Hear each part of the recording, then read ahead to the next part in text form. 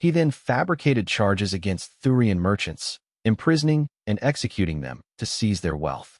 Impatient, Manhwa soon ordered a total plunder of the city's grain and assets.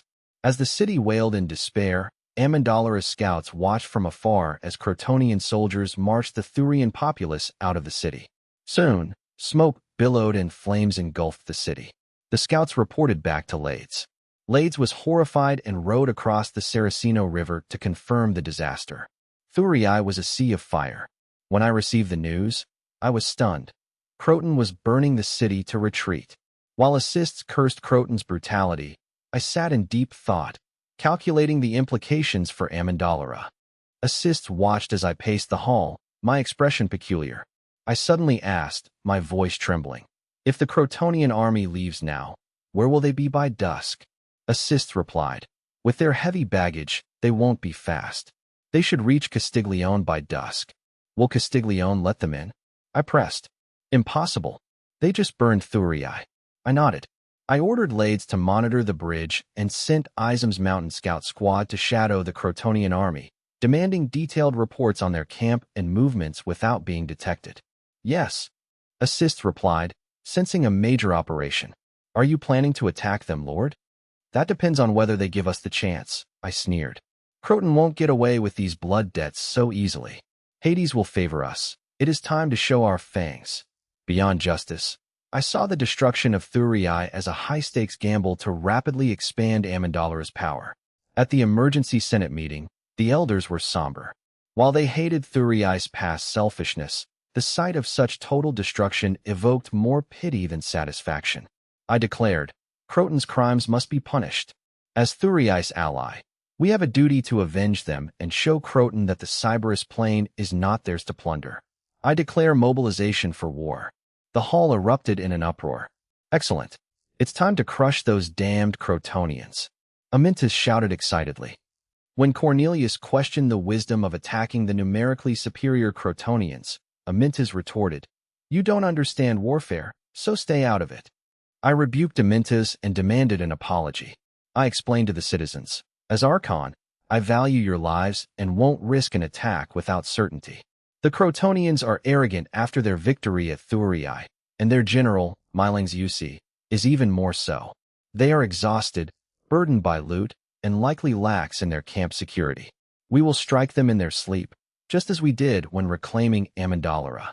However, if our scouts report heavy defenses, we will cancel the operation. Felicius agreed the plan was sound, and Antonius concurred. Scambras, Tritodemos, and Protesilaus also voiced their support, and the plan was approved. I ordered the immediate, silent assembly of the 4 battalions. Tell the soldiers to remain quiet. I don't want Crotonian scouts to notice anything. I then detailed the attack plan. Felicius and the senator officers departed to carry out the orders. I then asked Cornelius to lead an emergency relief committee for the Thurians, providing food, shelter, and medical aid. Cornelius agreed after a brief hesitation. Other senators remained silent, though Sitalomboli warned, if we give our food to the Thurians, we won't have enough for ourselves. Don't worry, I replied confidently. Once we defeat Manhwa, we will seize their stolen supplies. Sitalomboli stopped arguing, hopeful for the victory. I asked, is Kunigarada recovered? Scambras replied, he seems better. I saw him walking down the hill alone yesterday. I instructed Cornelius to make Kunigarada his assistant, citing his deep knowledge of Thurii. Cornelius hesitated, noting Kunigarada's past treatment by the Thurians. I insisted, Thurii is his motherland. Despite his past, his concern for his home, especially now that it's burned, outweighs his grievances. Kunigarada, upon hearing of the city's destruction, immediately joined Cornelius to coordinate relief efforts. I then summoned the Lacanian leader Wizaba and his son, Bagiel. We are attacking the Crotonians tonight, I stated. If we win, your 5-year service term will be halved. Wizaba hesitated, aware the Crotonians had over 10,000 men. Bagiel immediately accepted, ignoring his father's attempts to stop him. Bagiel declared, we Lacanians will join. Having observed the Amandalara citizen soldiers and my leadership, he believed in their success and saw this as a vital opportunity for his tribe. I was pleased, seeing the success of my assimilation policy. I patted Bagul's shoulder, saying, "This will be a correct decision for you and your people." Bagul stood firm, Wizab aside. I assigned assists as Bagul's adjutant and named Bagul captain of the Lacanian battalion. At noon, the Crotonians retreated from the ruins of Thurii, leaving the survivors behind, but keeping the pontoon bridge intact. I offered a bull to Zeus at the temple, seeking divine favor through prayer and sacrifice. I returned to the square and told the citizens, "Zeus has granted a favorable omen. We shall be victorious." The soldiers, though silent, were filled with fanatical excitement. All of Amendola mobilized. As the supply train exited the city, I recalled Caesar's words at the Rubicon. "The die is cast." Historian Ansitanos later described the day of the burning of Thurii as dark and ominous. He depicted the Crotonians as beasts who looted everything, even from children, while the Thurians suffered in agony. Ansitanos's emotional account later sparked a long-standing legal dispute with Croton. The Crotonians burned the city to the ground, leaving the Thurians to watch their homes and temples turn to ash. After the Crotonians left, the desperate Thurians returned to the smoldering ruins, only to be met by the arriving Amendola relief force. Led by me, the Amendola citizens provided food, shelter, and comfort. Cunigurata worked tirelessly, and Cornelius organized the aid. I, the hero who had saved them twice, comforted the survivors personally. The Thurians were deeply grateful for the Amendola people and their leader. Excerpt from Ansitanos's History of Magna Graecia. Mylang's rejected Timoriz's suggestion to ship the loot back early. He wanted to parade the spoils before the new allies, Castron and Crimissa, to demonstrate the consequences of opposing Croton. Privately, he feared the city officials would seize the loot if it were sent back without him. He left the bridge intact, underestimating Amendola and planning to use it for his own future movements. The Crotonian column was 10 miles long and moved slowly. By dusk, the vanguard reached Castron. The Castron leaders, fearing the Crotonians, welcomed Mylang's with a feast, but requested the army camp outside to avoid conflict. They provided food and wine to appease the soldiers. Mylang's, indifferent to his troops' comfort, accepted and entered the city with his officers. Hearing that Amendola was aiding the Thurians, he laughed. "They waste their time. The Sybaris plain belongs to Croton." The soldiers, promised food and drink, marched until dark, then camped and celebrated until they fell into a drunken sleep. That night, while the Thurians slept in the open, the Amendola soldiers were awakened to eat, drink, and prepare their armor and weapons for the coming battle. I and my officers studied a terrain model of the Crotonian camp. Mylang's is arrogant, I noted. He crossed the Trionta River, thinking Castron protects him. Izum found a ford we can cross undetected, and the enemy is drunk and sleeping. The officers were enraged by the enemy's lack of defenses and resolved to strike hard. Their camp is disorganized, with loot concentrated in the south, I explained. With 5,000 men, we must attack in a single line to surround them. Amintas joked, "One line is enough to slaughter sleeping pigs." I tasked Kapuz's 1st Battalion with attacking the southern loot-heavy sector. "Can you be the fastest?" I challenged.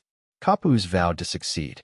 I ordered Drax's 2nd Battalion to attack the east, preventing the enemy from fleeing into Castron.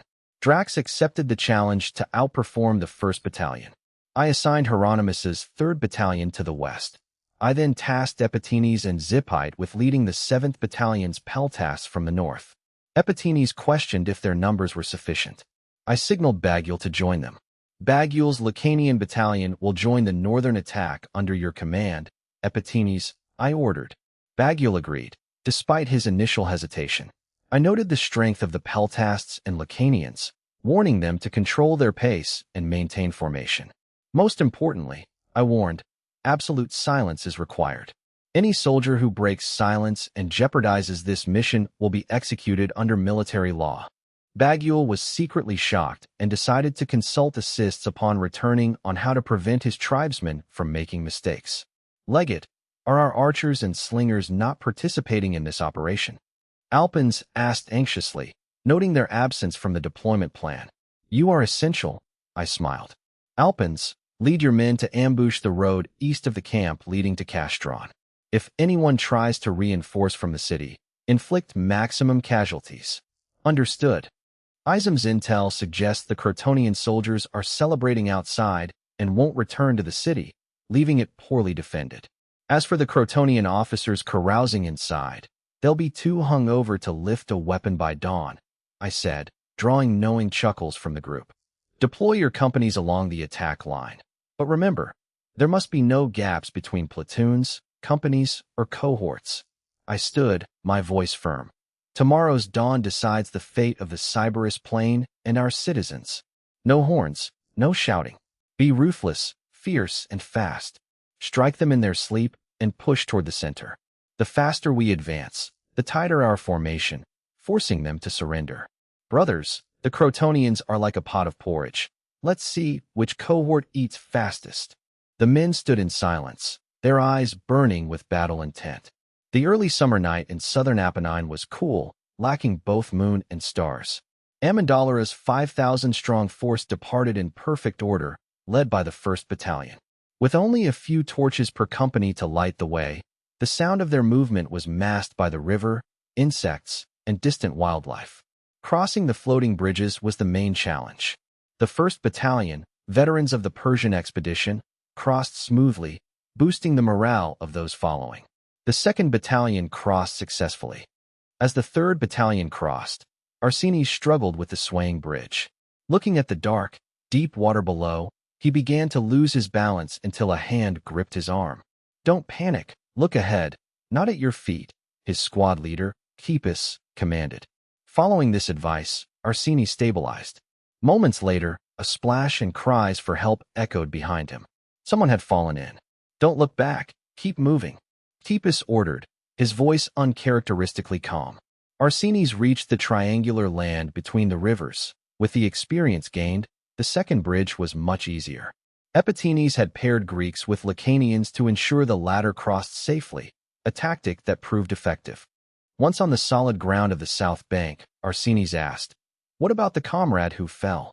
Military officer Felicius has rescue teams stationed along the banks. If they train their swimming, they'll be fine. This is why training matters. You never know when you'll need it, Kepis explained.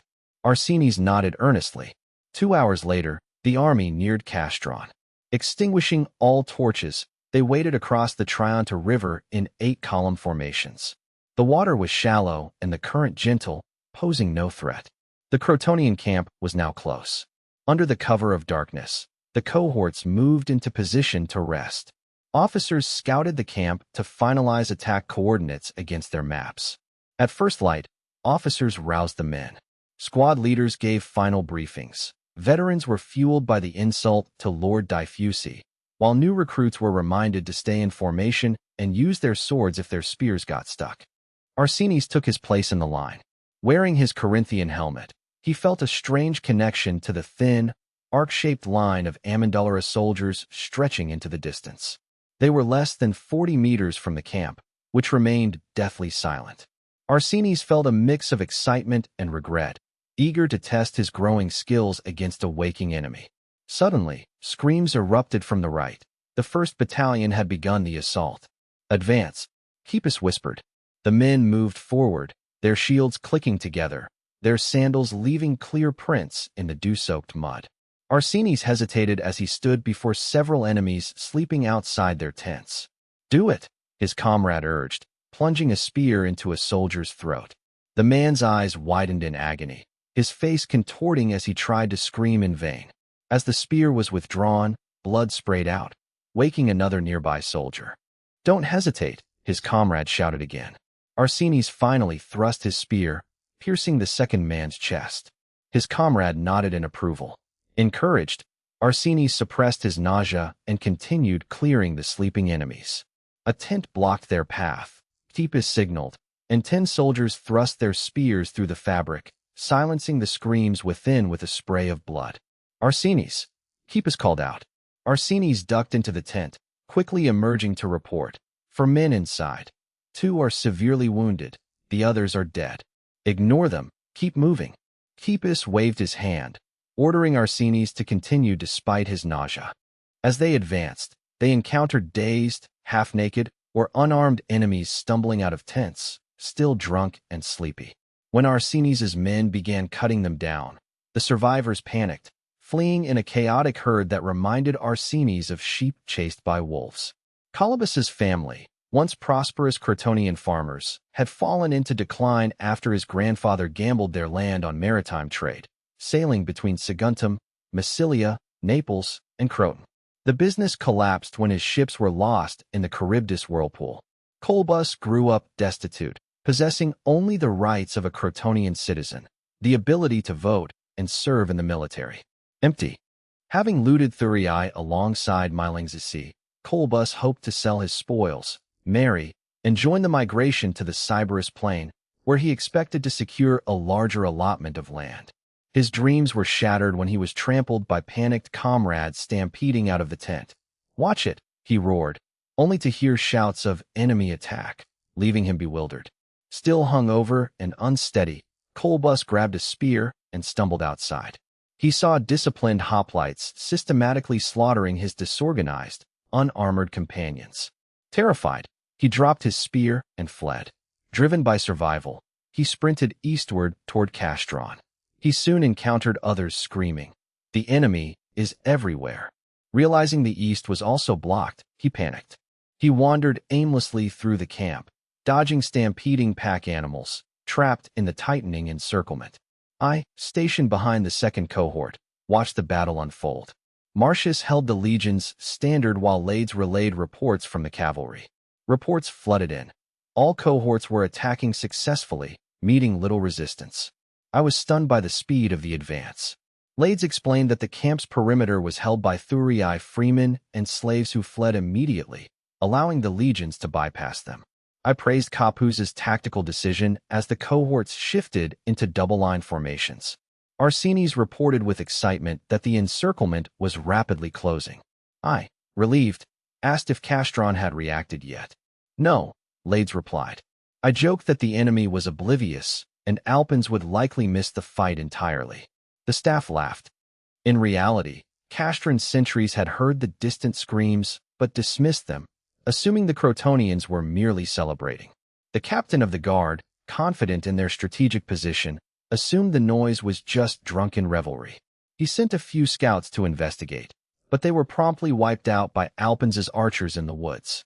As the encirclement tightened, the Crotonian forces were compressed into an increasingly dense, chaotic mass. With high-ranking officers away at a banquet, the remaining centurions struggled to organize the drunken, panicked troops. "Break out to the east," the centurions shouted, rallying the men into a desperate charge that tested the Amendalara lines. Dracos remained calm, confident in the second cohort's training and their ability to hold against the unarmored, disorganized mob. He ordered the drummers to signal a defensive formation.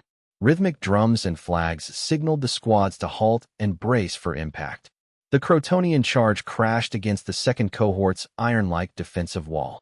Despite the Crotonians' desperate, suicidal bravery, their lack of armor and exhaustion against the disciplined, well-equipped Amendalara soldiers made the outcome inevitable. I ordered the other cohorts to accelerate their advance and offer quarter to those who surrendered.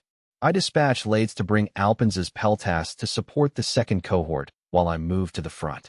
The sight of the legion's standard and the golden statue of Hades glinting in the morning sun revitalized the second cohort's morale. "Dracos, can you hold them?" I shouted to the second cohort commander. "Legate, we'll drive them back soon." Dracos gritted his teeth and roared to his drummers. "Beat the charge. We must attack." Under my gaze, the soldiers pushed forward. Despite their thin three-rank formation, they struck with coordinated shield bashes and spear thrusts. The battlefield, once a stalemate of clashing metal, turned into a slaughter as the Crotonians, many unarmored, withered before the disciplined, lethal efficiency of the second cohort. Peltasts arrived, raining arrows and stones onto the rear of the Crotonian line, preventing reinforcements from reaching the front. 3 more cohorts joined the assault, tightening the encirclement until the Crotonian army was packed so densely they could barely move. Nearly 10,000 men were trapped in a small circle. Under a constant barrage of missiles and shouts of "surrender or die," panic spread. The freemen and slaves were the first to kneel. The soldiers from Cilicium, Crimissa, and Castron followed, and finally, the exhausted Crotonians bowed their heads in defeat. The Castron patrol captain, finding the Crotonian camp silent, led 10 scouts to investigate. They discovered a scene of carnage, collapsed tents, scattered weapons, and piles of corpses. Seeing the enemy soldiers herding rows of bound prisoners, the captain realized with horror that the Crotonian army had been crushed. He fled back to Castron. Lades reported to me, "The Castron cavalry has returned to the city. Assists, order the 7th cohort and the Lacanian battalion to ambush the forest. Melanchius will likely send more gifts our way," I commanded. "Lades, keep watching Castron." Lades and assists moved to execute the orders. I asked, "How long ago did Mercis's cavalry depart?" "About half an hour," Assists replied, worried about the lack of pack animals for the loot. I smiled, pointing at the kneeling prisoners. "Use them. They're athletes. They can carry the supplies back to Thurii. It'll drain their energy." Assists laughed. "You always have a solution, Legate. If only you were as capable as you are flattering," I joked, before heading out to greet my victorious soldiers. As I approached, my soldiers erupted in thunderous cheers. "Davos! Victory! Victory!" The Crotonian prisoners realized this was the Archon of Amandalora, whom they had once mocked. Now, they trembled before the very men they had deemed cowardly. In Castron, Amicles received the report and alerted Melanchius. Melanchius, dragged from his sleep, initially hoped it was just a minor skirmish. Timurus shook his head. "The flags are not Crotonian. We must rescue them." Panicked, Melanchius urged Amicles to mobilize all available citizens. Amicles, fearing for his city but unwilling to offend Croton, mustered 700 citizen soldiers to march under Melanchius. Melanchius, acting like a desperate gambler, insisted on a surprise counterattack, ignoring Timurus's calls for caution. As they marched through the forest, they were ambushed by Epitines's peltasts. Amidst the chaos, the Lacanian battalion charged, shattering the disorganized Castron ranks. Lades returned, reporting, "The Crotonian reinforcements are routed. They are either dead or captured." I remained calm. The victory was expected. The Lacanians also captured the generals Melanchius and Timurus, Lades added. I smiled good. That earns the Lacanians a 6-month sentence reduction. Realizing defeat was inevitable, Melanchius had tried to flee. The Lacanians hunted him down, dragging him before me. "Melanchius, we finally meet," I said calmly. Melanchius looked up, his face bloodied and bruised, staring at the young man. "Who are you?" "Davos, Archon of Amandalora." Melanchius gasped. "Amandalora? You cowards! You attacked without declaring war. You violated Greek tradition." I sneered. "You invaded our land and burned our homes. The war began then. As for your tradition, remember this. Winners prove their strength with actions. Losers only offer excuses." Melanchius hung his head and whispered, "I beg you to treat us well. Croton will pay a ransom. Your fate is not for me to decide." "Then who?" "The survivors of Thurii." Mercis arrived at the Croton camp and was delighted by the massive spoils, though he soon realized the wagons couldn't cross the river. I calmly suggested, "We'll use the ford." Amandalora's soldiers and the refugees gathered all valuables, weapons, armor, and linen, and marched east toward Castron, located on the north bank of the Trionta River. Hearing the enemy's panicked shouts from the walls, I joked to Mercis, "Need more pack animals? Borrow them from the Castronians." Mercis followed the advice and sent men to request them. Castron's chief general, Amicles, watched the heavily armed Greek hoplites pass by, escorting bloodied, burdened prisoners and jubilant refugees. With their own citizen soldiers depleted, the Castronians dared not provoke this formidable force. "Where did they come from?" a council member asked nervously. Amicles watched the column head north. "Likely the Amendalarans." "The mercenaries who defeated the Lacanians?" General Gorgies gasped. "It must be," Amicles agreed. "Only they would dare challenge the powerful Crotonians." As the Amendalarans approached, the city defenders tensed. "We are citizens of Amandalora," a messenger called out. "Archon Davos requests a loan of 100 pack animals. They will be returned." The message was clear: leaving the city leaders stunned. Davos, the hero of Thurii. Amicles realized this was the second time Davos had saved the Thurians, albeit at the expense of Castron's peace. After a brief consultation, the Castronian leaders agreed. They feared the shift in power in Magna Graecia and hoped that cooperating would help them negotiate the release of their own citizens held as prisoners. At dawn, the Thurians were alarmed to see the Amendalarans crossing the pontoon bridge southward, fearing they were being abandoned. By noon, the Thurians were in despair, ignoring assurances from Cornelius and Citolomboli that the Amendalarans had actually defeated the Crotonian army. Suddenly, someone screamed, "Look! An army is coming!" The Thurians turned to see a majestic force marching toward them under a strange new banner. "It's our army. The Amendalarans have returned victorious." Cornelius cheered like a child, his previous anxieties vanishing. Cunegurata stared in disbelief, his mind echoing. They won. They actually defeated the mighty Crotonian army. The Thurians remained skeptical. As the vanguard crossed the Crathis River, they recognized me, the young Archon, leading the column. I waved, my armor gleaming like a deity in the sun. Sharp-eyed citizens then spotted a naked, bound prisoner being dragged behind me. It was Manhwa, the demon who had ordered the burning of Thurii. The truth was undeniable. Behind the vanguard, an endless line of Crotonian prisoners followed. The Thurians erupted into a frenzy of tears and rage, attacking their captors. I stood on a wooden platform and addressed the crowd. "Thurians, the Crotonians destroyed your homes, but the gods sent the brave Amendalarans to defeat them. We will rebuild your city, your temples, and your lives together. Let us unite for a future free from foreign tyranny." The Thurians wept and worshipped me as a savior. I ordered the high-ranking Crotonian officers, including Manhwa and Timorous, to be brought onto the platform for the Thurians to judge. The crowd surged forward, beating the officers to death with stones and bare hands. Watching the carnage, Ansitanos sighed. "Thurii will never be the same." Cunegurata replied solemnly, "It won't just be different, it will be transformed." Ansitanos remained silent as the volume concluded, setting the stage for the formation of the Daunia City-State Alliance. That afternoon, I convened an emergency Senate meeting, inviting prominent Thurians including Ansitanos, Burkos, Plyzenas, and Polixenes. Assists asked, "Why invite Plyzenas, that dishonorable, shameless man?" I replied, "To us, he is a scoundrel. To Thurii, he is a patriot who sacrificed his honor for the city's sake. We must respect that. And what of Polixenes? He is a deserter." I remained silent. Despite being betrayed by Neansis and Polixenes, Cunegurata had advised me to invite Polixenes to the meeting, citing his influence among the Boeotian immigrants in Thurii.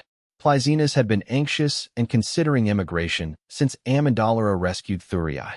When an Amendalara messenger arrived with my invitation, he wept with relief.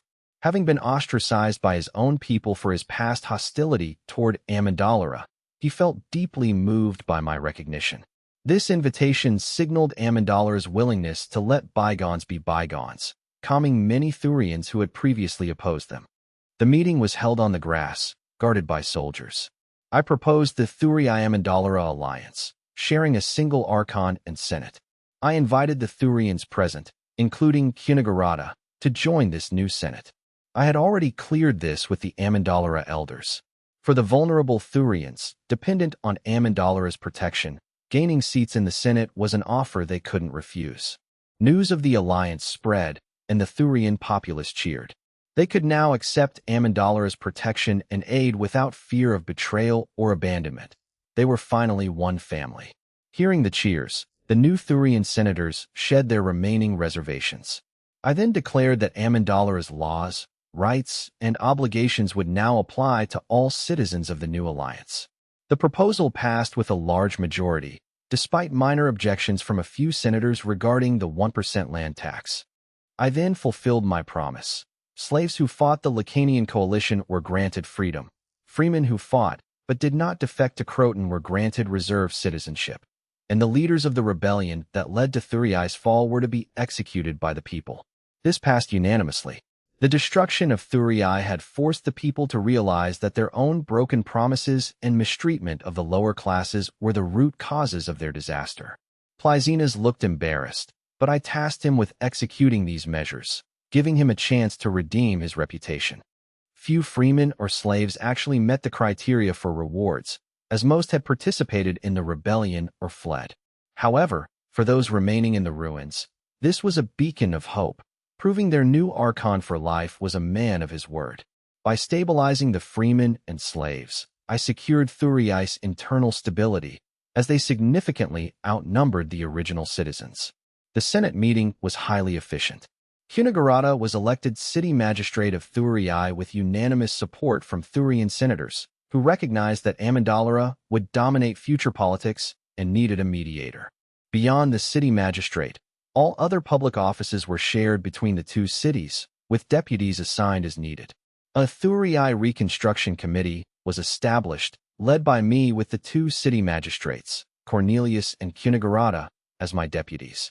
Burkos then raised the pressing concern, what if Croton attacks again? I smiled and deferred to the military officer. Felicius stood, reporting that their 4,895 soldiers had eliminated 6,000 enemies and captured 9,000, with only 72 dead and 200 wounded. The high casualty ratio was due to the surprise night attack on an unprepared, intoxicated enemy. The Thurian senators were stunned. Felicius suggested using the 5,000 Crotonian captives as leverage for peace. If that failed, they would quickly repair Thurii's stone walls and seek reinforcements from Tarentum. Burkos was skeptical, noting that Tarentum had previously ignored their pleas. Kunigurata, well-versed in regional politics, argued that with Croton weakened, Tarentum and possibly Locri would now be willing to act. He urged immediate wall repairs and a formal alliance request to Tarentum. We are already allied with Tarentum, Amyntas blurted out. Antonius whispered that the original treaty was with Amendalara, not this new alliance. Amyntas scratched his head in embarrassment. I thanked Kunigurata.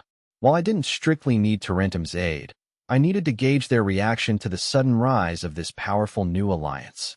Maligi and Ansitanos were dispatched to the Tarentum Senate. The Tarentines were shocked to hear that Amendalara had crushed the Crotonian army. They couldn't believe that disciplined Greek citizen soldiers had been so easily defeated. Empty, Archytas marveled at my achievement, curious about my tactics rather than feeling jealous. Maligi explained the night attack, emphasizing Croton's arrogance and lack of preparation to downplay the shock.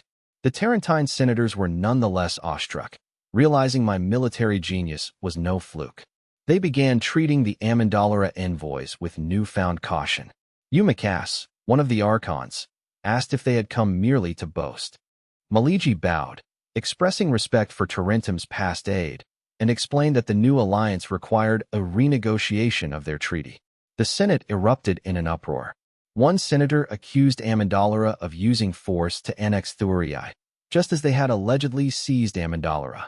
Maligi protested, calling the accusation an insult to their Archon and their alliance. Archytas defended them, confirming he had witnessed the Amendalara citizens voluntarily inviting the mercenaries to join them. Diomedes remained skeptical, questioning why Thurii would choose a poor, small neighbor over powerful Tarentum unless forced. Many senators agreed, blinded by their own sense of superiority. Ansitanos, a former Thurian general, stepped forward to address the senators who knew him. The named senators nodded in recognition. Ansitanos swore by Apollo that no force was used. He recounted how Amendalara stood by their treaty when Thurii was abandoned by everyone else, and how they provided selfless aid after the city was burned. He argued that Thurians viewed Amendalara as heroes and family, making the union a natural, heartfelt choice. The Senate fell silent, some senators feeling a sense of shame. Eumakas coldly noted that the new alliance was now strong enough to stand on its own, questioning the need for a Tarentine alliance. Maligi conveyed my message. Amendalara would never forget Tarentum's past kindness and sought a lasting, friendly partnership. Silence returned to the hall. Diomedes ordered the envoys to leave so the Senate could deliberate. Diomedes voiced his distrust of me, comparing my rapid rise to the tyrant of Syracuse and fearing I would eventually turn against Tarentum. Other senators laughed, dismissing the threat of a small alliance of fewer than 10,000 people. They mocked the idea that such a small force could challenge Tarentum. Diomedes retorted that their ancestors had mocked the young Thurii, only to be defeated twice, yet they had learned nothing. Some senators were annoyed, arguing that the old Thurii had Athens' support, unlike this new alliance. Diomedes urged them to limit the alliance's growth to prevent a future rival in northern Magna Graecia. Archytas countered that my proven integrity made me a reliable partner, not a threat, and that they would be valuable allies against future dangers. Diomedes agreed, pointing out that the real threat was the Messapians, who were growing stronger every year. He argued that the new alliance would be a vital partner in the Great Greece Defense Alliance. The senators fell into a long, somber silence. The proposal to ally with the Thurii-Amyndalara alliance passed, though Tarentum insisted on leading any future joint military operations. Meligi and Ansitanos accepted the terms, and the treaty was sealed. News of the defeat reached Croton, plunging the city into shock and sparking heated debates in their emergency council meeting. Chief General Milan denounced Amyndalara's sneak attack and Mylang's incompetence, proposing a new campaign to restore Croton's prestige. Lysias countered that Milan's order to burn the city had alienated neighboring states. He warned against further aggression to avoid a coalition attack from Locri, Tarentum, and Amyndalara. The two sides remained deadlocked. Hours later, news from the Amyndalara alliance, Thua alliance, arrived. They had captured over 5,000 Crotonians, plus 1,000 from Asprostum and Cilicium, and 1,200 from Crimissa and Castiglione, alongside many freemen and slaves. Grief-stricken citizens swarmed the city hall, demanding the council ransom their kin. Further reports confirmed the Thua alliance had formed a defensive pact with Tarentum. Milan relented. The council decided to send Lysias as an envoy to Thurii to ransom the prisoners and, if necessary, negotiate a truce. Sailing north, Lysias reached the Crathis River mouth in half a day. He was stunned. The river was packed with merchant ships like a wooden wall, with constant traffic flowing in and out. He wondered how Thurii could be so active if it had been raised. A small fishing boat approached. A man at the bow shouted, "Are you here to trade or negotiate?" Lysias' attendant asked, "Who are you?" The man pointed to a trident emblem on his sail. "Our Archon Davos is a descendant of Hades. I am Secilian, a navigator appointed by Trade Officer Meligi. State your business or leave, so you don't block the channel." Lysias decided to be direct. "We are envoys from Croton, here to negotiate with the Thua alliance." Secilian remained calm. "Croton is patient. Envoys from Castiglione, Crimissa, and Cilicium are already here." Lysias was startled. His attendant asked, "Why aren't you angry?" "Why should I be? You burned Thurii, but I'm just a freeman, not a citizen. Actually, I'm grateful to you." Secilian smiled mysteriously. "Follow my boat. Don't block the channel." Secilian led them up the Crathis River. Lysias saw makeshift wooden docks on the north bank, where cargo was being unloaded and transported to an earthwork fort near the ruins of Sybaris. Lysias frowned. He had opposed the attack on Thurii, believing reparations were sufficient. Now, with Croton defeated, Thurii was free to exploit the old Sybaris site. An envoy asked, "Why are you grateful to us?" Secilian replied, "If you hadn't burned Thurii, there would be no alliance with Amyndalara and no Davos as our Archon. He treats freemen and slaves with the same respect as citizens. Have you heard of the Thua alliance immigration law?" The Crotonians shook their heads. Secilian explained excitedly, "Once Thurii is rebuilt, any freeman can apply for citizenship. As a reserve citizen, I can join the army and get an allotment. My companions are working hard, hoping to become full citizens soon." A skeptic retorted, "No city-state does that. It's likely a lie to make you work harder." Secilian flared up. "Shut your mouth. Davos is a man of his word. He freed runaway slaves and stood by Thurii against your army. We believe him. If you weren't envoys, I'd throw you to the fish." Lysias stopped his attendant from retaliating.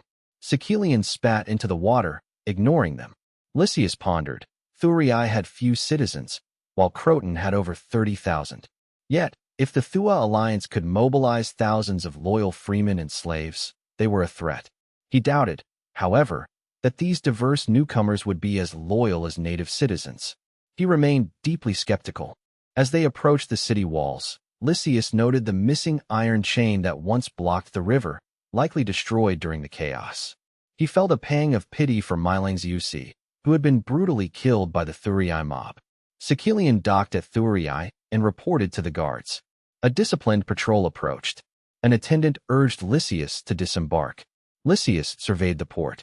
Once a bustling hub, it was now charred and sparse, the result of Croton's own destruction. Lysias disembarked. The soldiers checked them calmly and sent a rider to the Senate, leaving the envoys to wait. Sekelian watched the patrol captain with admiration.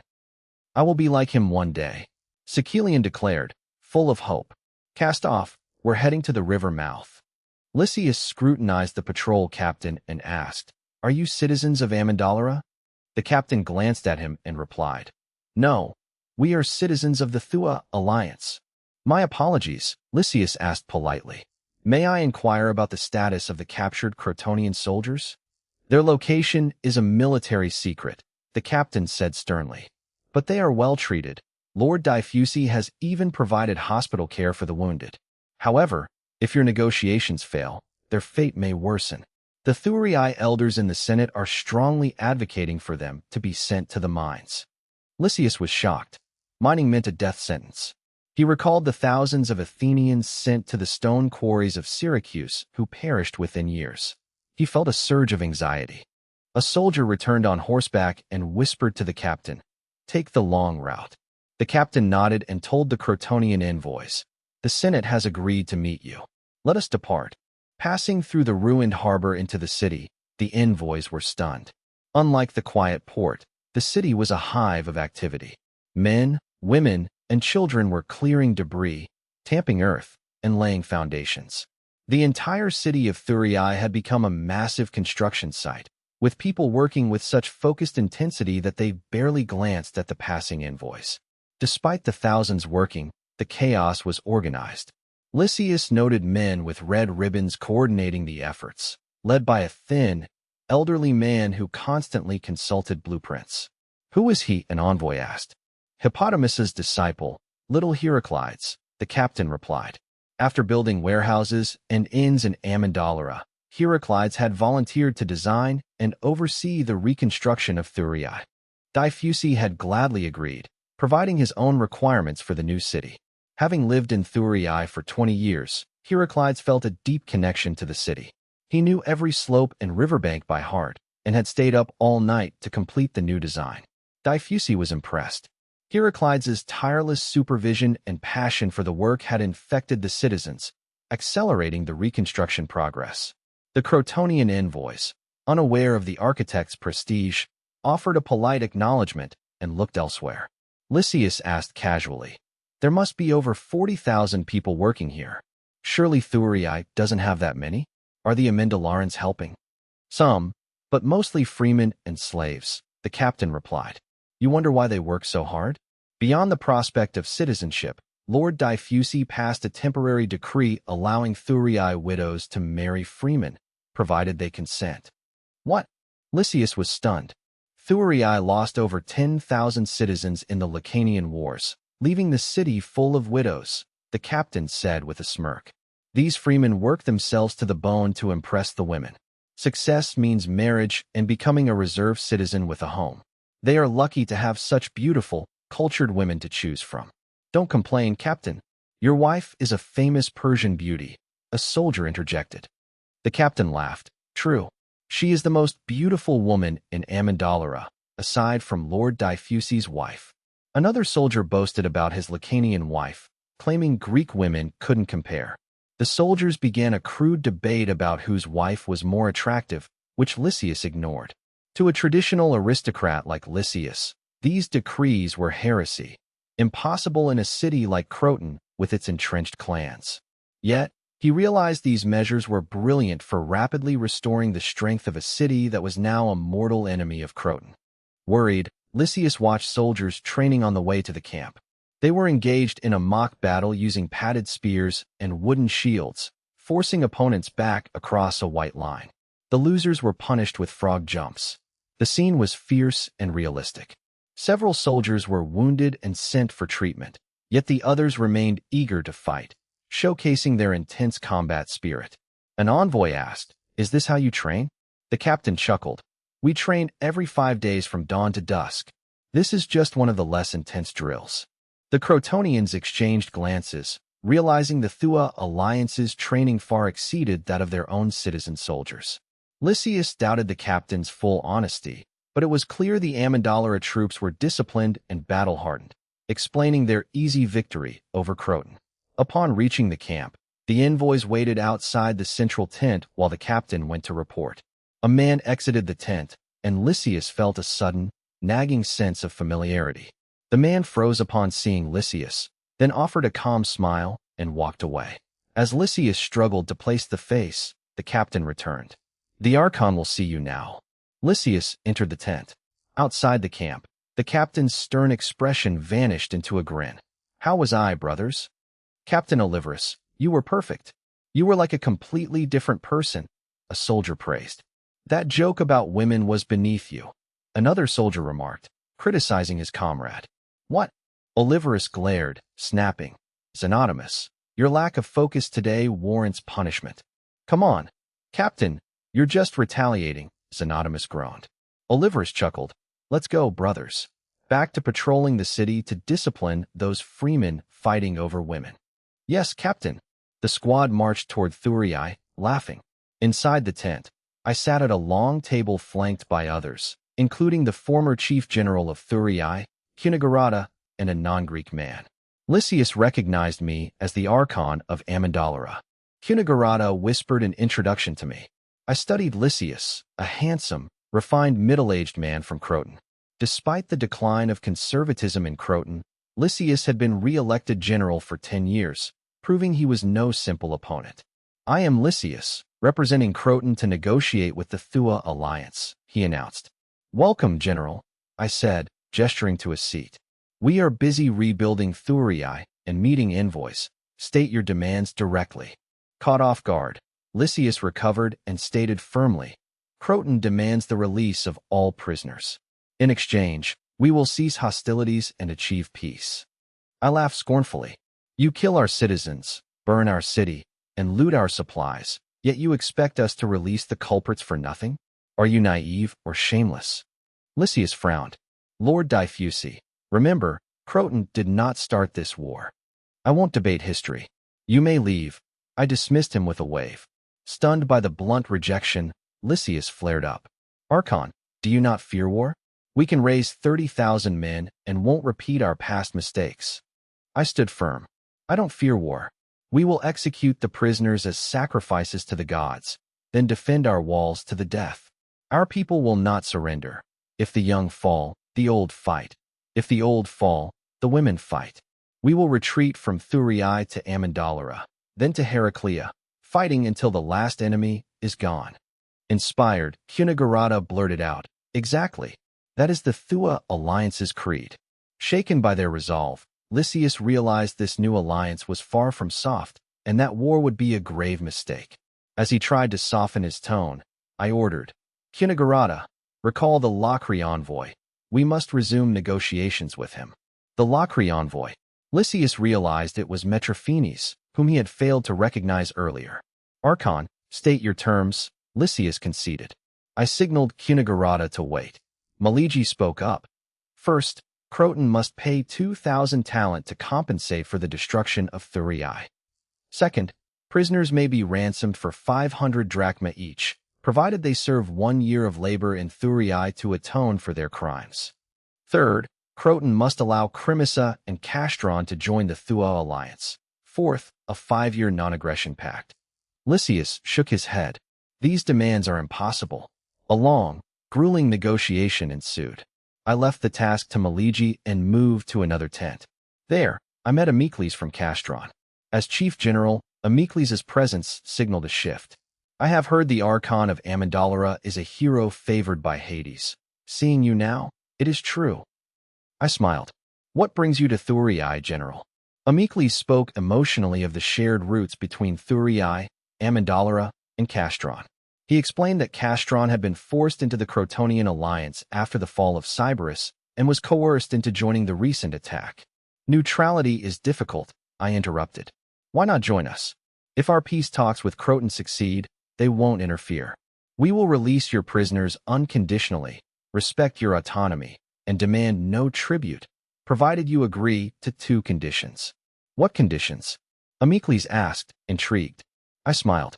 First, no other alliances. Second, you must provide troops for our campaigns under our command, with spoils divided by contribution. Amicles weighed the terms. After a day, the peace treaty was finalized. Croton would pay 30 talent, a compromise due to their depleted treasury. Prisoners were ransomed at 200 drachma each, plus 6 months of labor. This would net the alliance 200 talent, while the prisoners' families would cover their living expenses, providing the alliance with free labor and economic stimulus. Lysias opposed the labor, but Maligi insisted to prevent the soldiers from being rearmed. They compromised. The prisoners would not work in mines. Croton would not interfere with Castron joining the alliance, though Crimissa had to remain neutral. I later released the Crimissa prisoners, earning their gratitude and a promise of non-hostility. The alliance agreed not to form a pact with Locri, a concession I used to secure other gains, despite having no immediate plans for such an alliance anyway. A 3-year peace treaty was established, subject to renewal. The Crotonian envoys returned home, secured the council's approval, and returned to Thurii to finalize the agreement. Lysias noted Thurii's walls were repaired and fresh, marveling at the Thurians' efficiency. Though he personally hoped to avoid further conflict, Milan had strictly instructed him to limit any truce to 2 years. Lysias knew Milan and the Crotonian Senate were merely biding their time for revenge. Croton's athletic culture bred a stubborn, indomitable spirit, not unlike the Amandalera people of the Thua alliance. Sighing, Lysias led his party back into the Thurian camp. The truce terms remained unchanged, save for the 2-year limit. Both sides swore sacred oaths before Apollo, the shared patron deity of Croton and the former Thurii, to ensure compliance. With the deal signed, I sent Lysias off with a sincere wish. May Croton and the Thua alliance never war again. My sharp gaze made Lysias realize the Archon saw through Milan's ruse. Lysias replied, "By Apollo, that is my true hope as well." Watching the bustling construction and busy harbor from his ship, Lysias departed with heavy concerns. I and my men watched the Crotonian vessel fade into the distance. Cornelius exhaled. "We are safe now." Temporarily, Cunagurata countered coolly. "Croton will likely attack in 2 years." "Exactly," I agreed. "They insisted on that short term for a reason. We must use these 2 years to make the Thua alliance strong enough to deter any threat." The group felt their resolve harden. Maligi immediately asked about the war reparations. I cut him off. "All reparations go to the National Treasury, managed by Mercis." Mercis beamed. "The Reconstruction Committee will oversee spending," I continued. "Funds are strictly for public welfare and infrastructure. Every department must apply for approval, and the treasurer will supervise." Mercis gloated at a frustrated Maligi. "Furthermore, Mercis, you must report all income and expenditures to the Senate on the 1st of every month. You are personally responsible for any discrepancies." Mercis's smile vanished. "Alexis, inform the prisoners. They will build a road connecting Heraclea, Amandalera, Thurii, and Castiglione. Let Little Heraclides lead the project." "Little Heraclides," the aide confirmed. "Yes, he will manage the craftsmen and oversee the construction." "Understood, Archon," the construction overseer replied. Ansitanos questioned the inclusion of Castiglione, fearing the road would only facilitate a future Crotonian invasion. I explained, "The road strengthens our ties and trade with Castiglione, making them dependent on us. It also allows our troops to reach our southern frontier faster. We will hold the enemy back before they ever reach our roads." As the others pondered my words, I returned to my tent late that night to find someone waiting. "Andrea, is something wrong with Calixituoya?" I asked urgently. Andrea bowed respectfully. "Archon, my lady didn't want to disturb your work, but I felt you should know." "What is it?" "She has been ill lately. Hirpulisi examined her. She is pregnant." I was stunned. Is she truly? It is true, my lord. Wonderful. I cheered, spinning Andrea around in my excitement, ignoring her embarrassment. I shouted for Marcius to prepare my horse for an immediate return to Amandalera. Marcius urged him to wait until morning for safety. I cannot wait. I am going to be a father.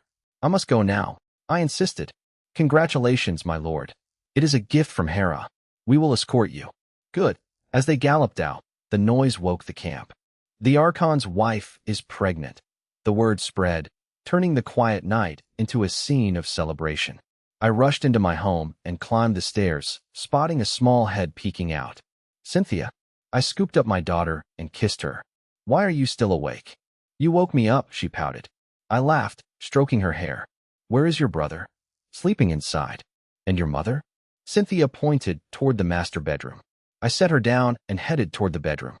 Calixitoya was reviewing ledgers under an oil lamp when she heard footsteps. Surprised, she turned to see me. If I hadn't returned, you would have kept hiding this from me. I feigned anger, sat beside her, and pulled her close, playfully swatting her hip. How dare you keep our child a secret? You know? Calixitoya wrapped her arms around my neck. Did Andrea tell you? Thank goodness she did. I gestured to the heavy ledgers, scolding her. You must cherish your health and our child. Leave this work to Andrea. Stay home and rest. Empty, I gently stroked her flat stomach. You are to stay home until the baby is born. Do you hear me? Despite my domineering tone, Calixitoya enjoyed my concern. Resting her head on my chest, she whispered, I understand. I carefully moved the sleeping Calixitoya, slipped out of bed, and crept into a side room. I lit an oil lamp, illuminating a bronze statue of Hera. Kneeling with tears in my eyes, I prayed. Dear parents, I have a child in this world. Please protect him, ensure his safe arrival, and let him carry on my bloodline and legacy. In Syracuse, Dionysius discussed matters with Philistus and Leptins. His intelligence chief, Hipporinus, arrived with a report. Dionysius read it, stunned. Is this true? Hipporinus replied coldly. My information is never wrong. Ignoring the tone, Dionysius exclaimed, Incredible!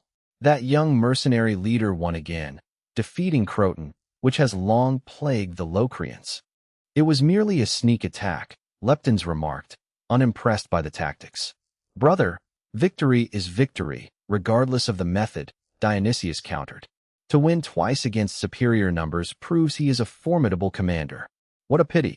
Do you still wish to recruit him? Philistus asked. Dionysius shook his head. He isn't satisfied with being a mercenary. After becoming Archon for life of Amandalera and defeating Croton, he likely eyes Thurii. I underestimated him. We must watch him closely. Understood, Hipporinus replied. Dionysius sighed internally at Leptin's skepticism. He valued his brother's loyalty, but remembered the bloody lesson of his former father-in-law, Hermocrates, who was betrayed by the democratic faction out of fear. How is Hierolysai? Dionysius asked. He has been quiet for months, Hipporinus reported. Dionysius turned to Philistus. Hierolysai has rested long enough. Philip, bring him back to assist with the upcoming war. Yes. Philistus replied, delighted. Dionysius reflected on his loyalists. Recalling Hierolysai, he viewed this as a necessary warning against future indiscretion. Feeling relieved, he shifted focus. How is the relocation of the Leontini people to Syracuse progressing? They are settled and adapting to the new environment, Philistus answered. Good, Dionysius said to Leptins. How is that project coming along? It is a success. Leptins exclaimed. It is a weapon of the gods. It can launch 10-pound stones over 100 meters. It will shatter any city wall. Excellent. Reward the craftsman, but keep it secret. Anyone who leaks this will be executed. Dionysius declared. Next year, Carthage will be shocked. Why not attack now? Leptins asked. We have conquered the Greek city-states in eastern Sicily and possess a massive army and this siege weapon. We must be cautious with Carthage. They can ship thousands of troops from Africa at any time. We only strike when victory is certain, Dionysius insisted. Cunegurata had been busy with the reconstruction of Thurii, rarely returning to Amandalera. After dinner, his eldest son, Sostatus, greeted him warmly. Father, you're back. I hear you've been idling instead of helping with the reconstruction. Hinagurata grumbled. Are you still a citizen of the Thuo Alliance? I refuse to work alongside the murderers of my siblings. So Status retorted. But I haven't been idle. I've been doing rigorous military training. It's exhausting, which explains why our citizen soldiers are so capable. Also, the Archon's rugby game is quite fun. The mention of his dead siblings darkened Hinagurata's expression, so Status quickly pivoted. I've also been assisting Trade Officer Maliji. Since we announced the need for supplies, merchants have flooded in. Our market is thriving, and we'll need to expand it soon. Maliji will likely ask for more laborers from your camp by the day after tomorrow. Hinagurata, having stayed in Thurii, was stunned by the rapid prosperity of the port and market Maliji had established at the river mouth and the old Cyberus site over the last 2 months. So Status confirmed the success, noting daily material costs of 10 talents were offset by 8 talents in tariffs and trade profits. Hinagurata marveled at my ability to utilize Maliji, a Persian, so effectively in commerce. Observing his son, Hinagurata asked, "What do you want?" So Status explained that with the warehouses and inns near Mount Amandala nearing completion by Crotonian prisoners, Maliji planned to auction them. He asked his father for a 5-talent loan to bid on them. How much? 5 talents, so Status replied, an amount representing most of their family wealth. You intend to lease them all? So Status argued that with Thurei's port booming and the road under construction, securing these facilities would be highly profitable. Hinagurata reflected on his past exile, admitting his former aggression and lack of consideration for others had left him isolated when he needed help. Empty. He warned So Status that I intended these facilities to benefit the public, not just one person. He urged his son to learn from me, whose political genius and selfless focus on the state, rather than personal gain, had earned me the people's devotion. I understand, father, So Status replied, though clearly disappointed. Pleased, Hinagurata asked, so, you intend to focus on business rather than public office? Can one not do both in the Thuo Alliance? So Status asked, you can.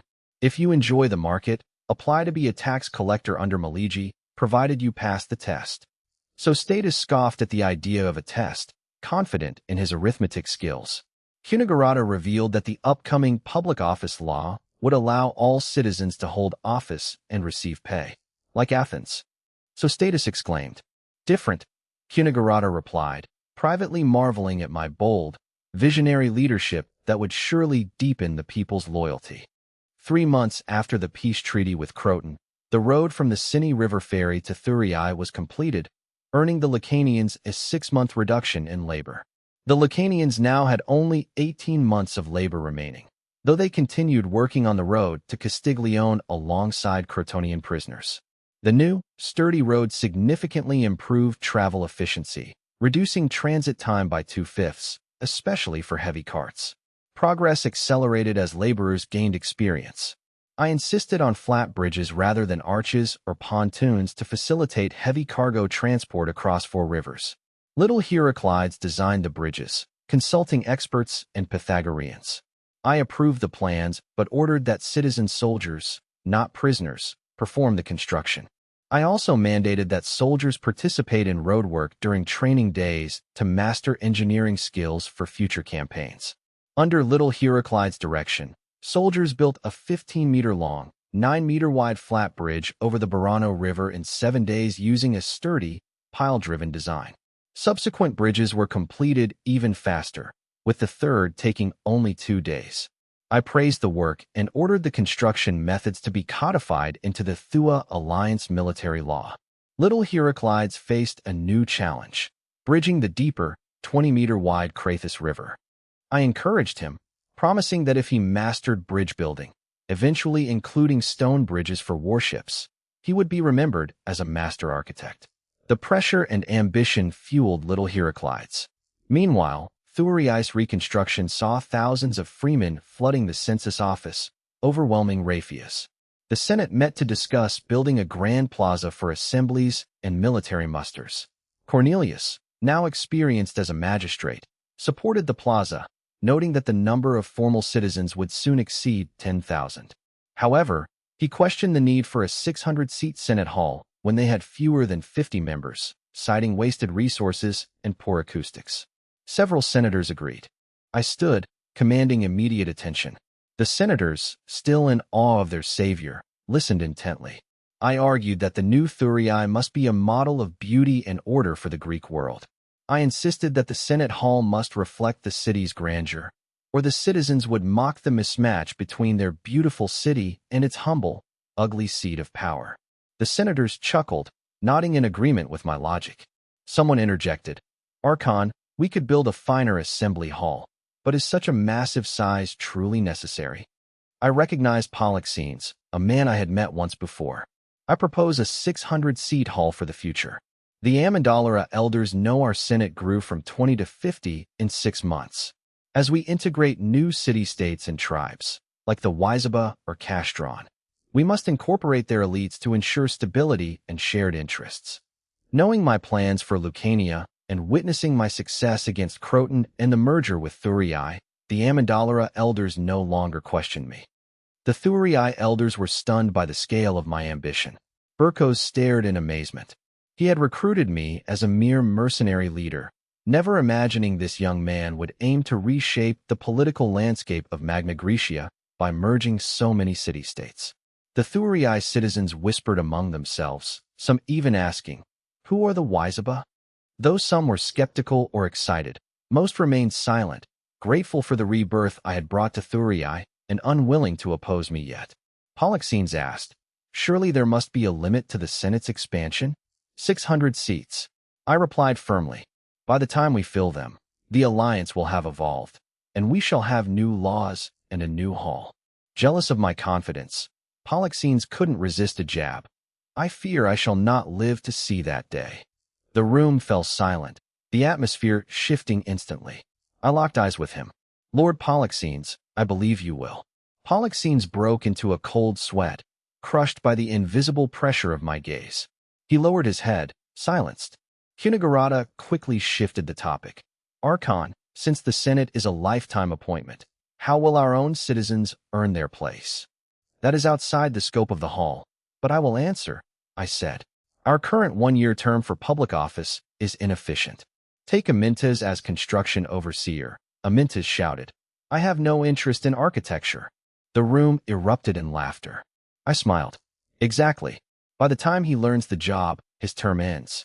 If he had 3 years, he could master the role, manage craftsmen, and oversee major projects effectively. Efficiency requires time." The assembly nodded thoughtfully, and Amintas loudly agreed, drawing more laughter. "We must break the 1-year cycle. My proposal: a citizen must serve 5 years in various minor roles, patrol, fire brigade, census, and fight in 2 major battles before seeking higher office. By age 30, with that experience, they could handle mid-level roles like fire chief or treasurer. Then, after serving in 2 mid-level posts and 3 years as a centurion or cohort captain, they would be around 40, seasoned, stable, and battle-tested. Only then could they apply for the Senate. And only senators may serve as city magistrates. Do you accept this?" "Agreed," the elders shouted, relieved that the path to power was now clearly defined. Hunigarata silently approved, realizing this would prevent incompetent leaders like Neansis from ever rising to chief general again. Hardworking men like Silas resolved to accumulate more administrative experience to prove their worth. While most supported the plan, which protected the current senator's interests, some raised concerns. Ansitanos asked, "If terms are extended, won't many people be left without a chance to serve?" "We will expand," I explained. "Every city will need local officials managed by the Senate. We will establish a committee to oversee and evaluate these public servants." My vision excited many, though Mercis worried aloud. The cost of all those salaries. The room laughed, and I deferred the salary discussion for later. With the hall approved, they turned to the Temple of Apollo. Just as the reconstruction seemed set to pass, Plyzenas stood up. "I oppose the rebuilding of the Temple of Apollo." Everyone froze. Plyzenas ignored their shock, staring at me. "Our devotion brought us no protection. When Thurii fell and the city wept, Apollo watched in silence. His inaction was so offensive that even the gods abandoned his temple to the flames." Plyzenas questioned Apollo's protection of Thurii, noting that the god failed to save his own temple. This reminder unsettled the omen-observing senators, leading them to wonder if Apollo had abandoned the city. I watched Plyzenas with keen interest. Plyzenas argued that Hades, the god who guided the Amyndalara army and the mercenaries at the hot spring marsh, was the true savior of Thurii. He proposed building a temple of Hades in the new Acropolis to ensure lasting peace and prosperity. The Senate erupted in an uproar at his suggestion. Kunigarata glanced at me, surprised to see the Archon equally stunned, wondering if Plyzenas had acted on his own. Ansitanos reminded everyone that Apollo was the primary deity of Magna Graecia, essential to the Greeks' arrival and the founding of their city-states. Plyzenas retorted that while Apollo could still be worshipped, his inaction had ended his role as protector.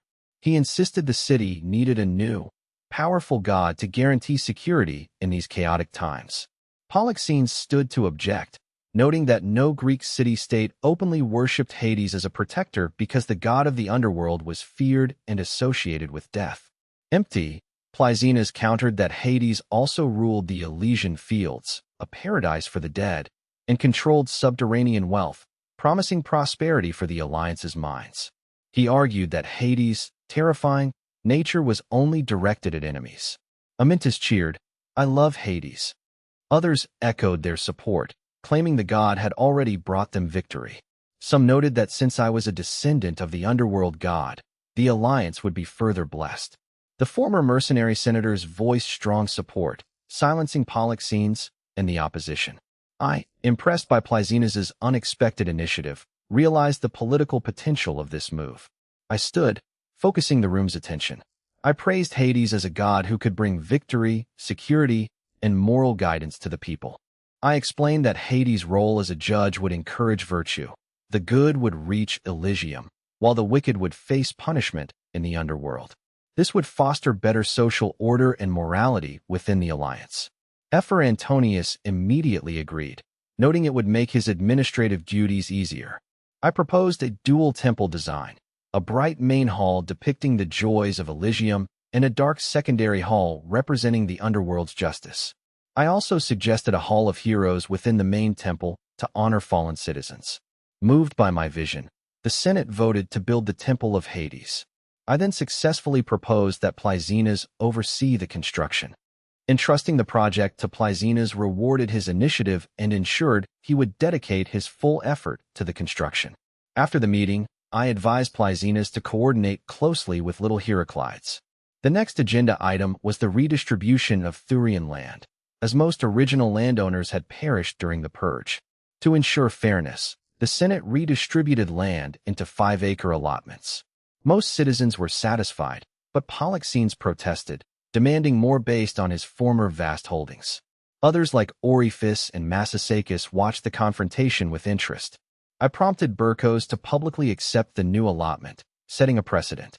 I then had Amyntas and others pressure Polixenes, warning that if he insisted on his old status, they would investigate his complicity in Thurii's destruction. Terrified, Polixenes backed down. In reality, these nobles lacked the labor to work large estates anyway.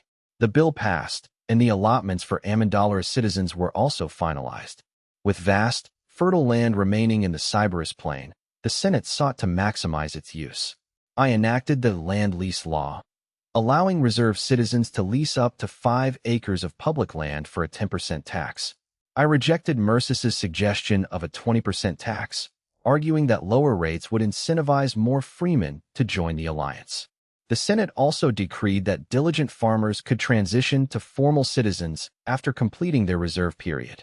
Kunigarata suggested this, arguing that agricultural labor served as a test of character, patience, and physical fitness.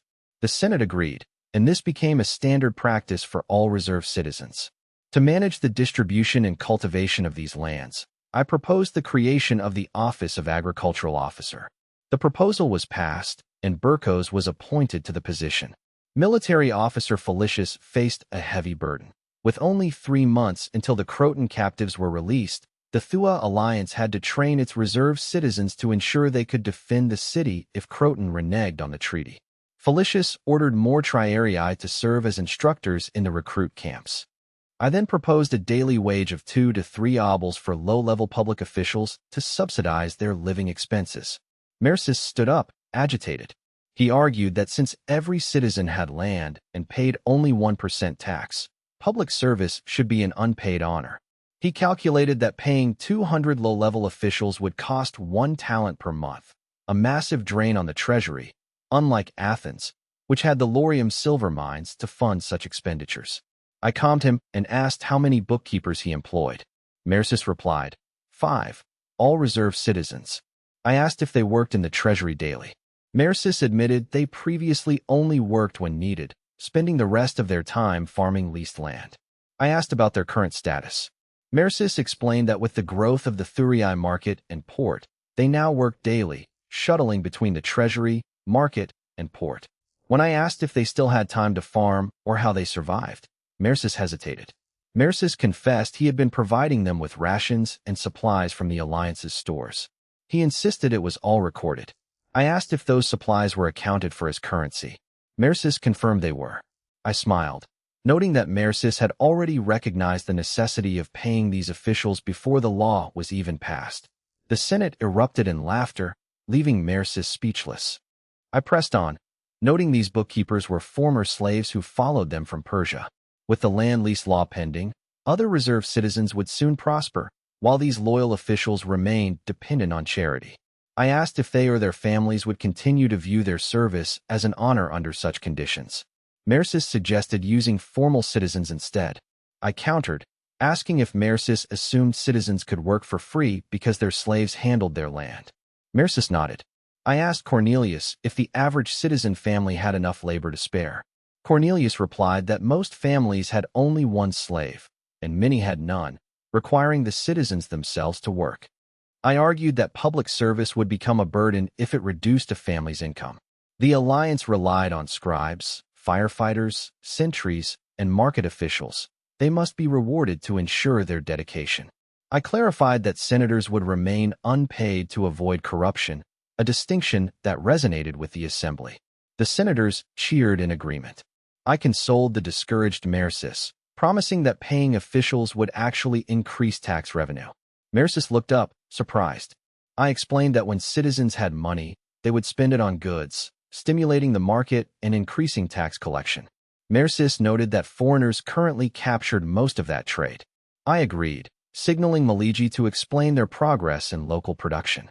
Maligi reported that several workshops, pottery, olive oil, brick, milling, carpentry, paint, and stone carving, had opened, with a large winery planned.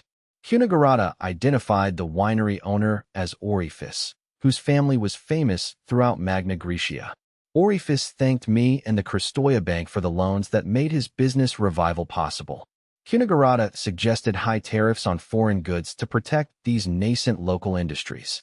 I agreed, outlining a new trade policy: low taxes for local merchants, high tariffs on competing foreign goods, low taxes on essential imports they couldn't produce, and subsidies for vital local industries. I aim to guide citizens to support their own economy. The assembly nodded in approval.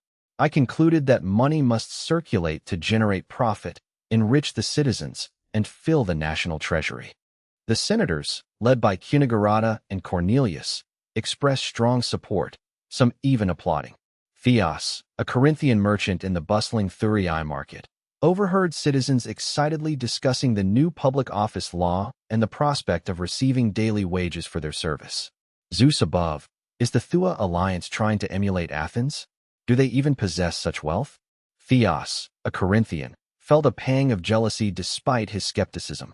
As a wealthy commoner in aristocratic Corinth, Theos was barred from high office, so he turned to trade. With Corinth and Sparta on the brink of war, he came to Thurii to stockpile grain. Corinth's once dominant trade had withered under Athenian competition. Now, fearing Spartan naval dominance in the Aegean, Theos sought grain in the western Mediterranean instead of the Euxine Sea. Sicily's grain prices were surging due to Syracuse's massive acquisitions, signaling impending conflict. Hearing that the rebuilding Thurii offered low tariffs and high demand, Theos decided to pivot there. Learning that the Sybaris Plain, and specifically the Thua Alliance, had a grain surplus, Theos headed for Thurii. Upon docking, Theos complained to the Market Administration Office about the cramped, inefficient harbor. The administrator apologized, noting that expansion was underway, and offered his assistance. Impressed by the polite response, Theos's irritation vanished, and he stated his business. The administrator directed him to Nikobros, an agent for Agricultural Officer Burkos. After inspecting samples and negotiating, Theos agreed to purchase 5 ships' worth of wheat. Nikobros explained that the market lacked such volume. The grain would be brought from Amendolara by tomorrow. Theos accepted the delay. Nikobros suggested Theos stay in Amendolara, where quiet, affordable inns catered specifically to merchants. Empty, Theos hired for local shipowners through the office, guaranteed by the administration, which threatened to revoke the citizenships of any who breached the contract. Theos felt secure enough to explore the market. The market was simple but strictly managed, orderly, and clean. It was filled with a vast array of goods. Theos noticed a large, guarded building marked Kristoya Bank, surrounded by an excited crowd. Banks were common, but never this popular. Usually, high interest rates made merchants avoid them unless desperate. Theos learned the bank offered loans at only 5% interest, a rate so low it was practically a gift. He considered borrowing to buy more wheat. Disappointingly, he learned the bank only served Thua Alliance citizens. Calculating a profit of nearly 1 talent, Theos felt his spirits lift. Exhausted, he decided to head to Amendolara. Outside, he was approached by a carriage driver. Seeing the horse-drawn carriages, Theos was intrigued. Carriages were rare luxuries in Greece, usually reserved for the elite. The driver promised a fast, comfortable 1-hour trip to Amendolara. For 2 obols, Theos agreed to the experience. He settled into the soft, fur-lined seat. The driver, Sorikos, set off as other drivers cheered him on. They quickly reached the main road. As the carriage accelerated, Sorikos asked how he felt. Theos loved the speed and comfort, far superior to the jolting experience of riding a horse. He praised the wide, smooth road and its drainage, noting it was a masterwork of engineering. Sorikos agreed, claiming it was the best road in Greece. He proudly credited Archon Diffusi, rumored to be a descendant of Hades, for the design. Theos had heard endless tales of Diffusi's exploits, defeating Persians, crushing Lacanians, and drafting the Immigration Act.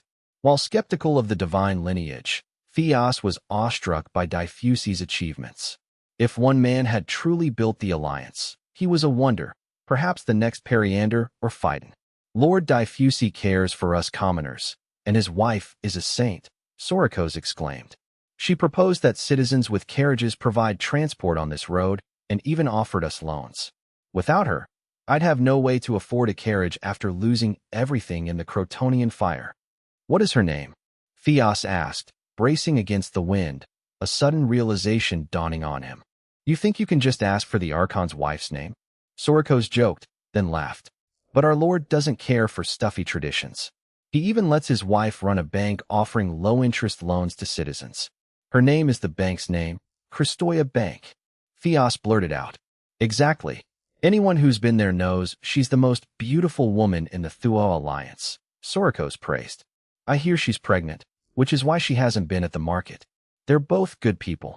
I hope they have a healthy boy to become a great Archon one day. You mean hereditary rule? Wouldn't that turn the Alliance into a monarchy? Sorikos laughed off Theos's serious question, dismissing it as idle talk. He cracked his whip, guiding the horses back onto the path as they veered toward the center of the road. Sorikos continued earnestly. The old Thurii council did nothing but argue. The Ur transport road was a disaster for days, yet they took no action. But once Lord Diffusi gave the order, this road was built in 3 months. In the past, the Assembly only cared about their own interests and grudges, leaving us defenseless when enemies arrived. Sighing, Sorikos shook his head to clear the painful memories. The old democracy was free, but we paid the price with our homes. Governance shouldn't be left to the ignorant. It needs capable leaders who can implement their plans without interference. Now, with Archon Diffusi leading and the Senate assisting, efficiency has soared. Citizens have land, security, and paid public roles. It's better than before.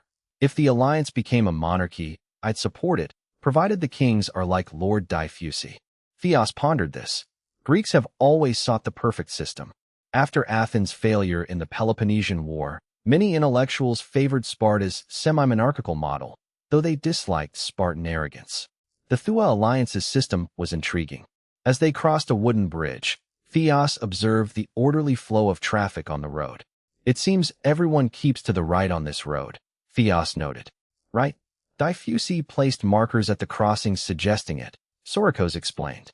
At first, people ignored it, causing accidents. Once they realized he was right, they obeyed. He doesn't use force, he persuades.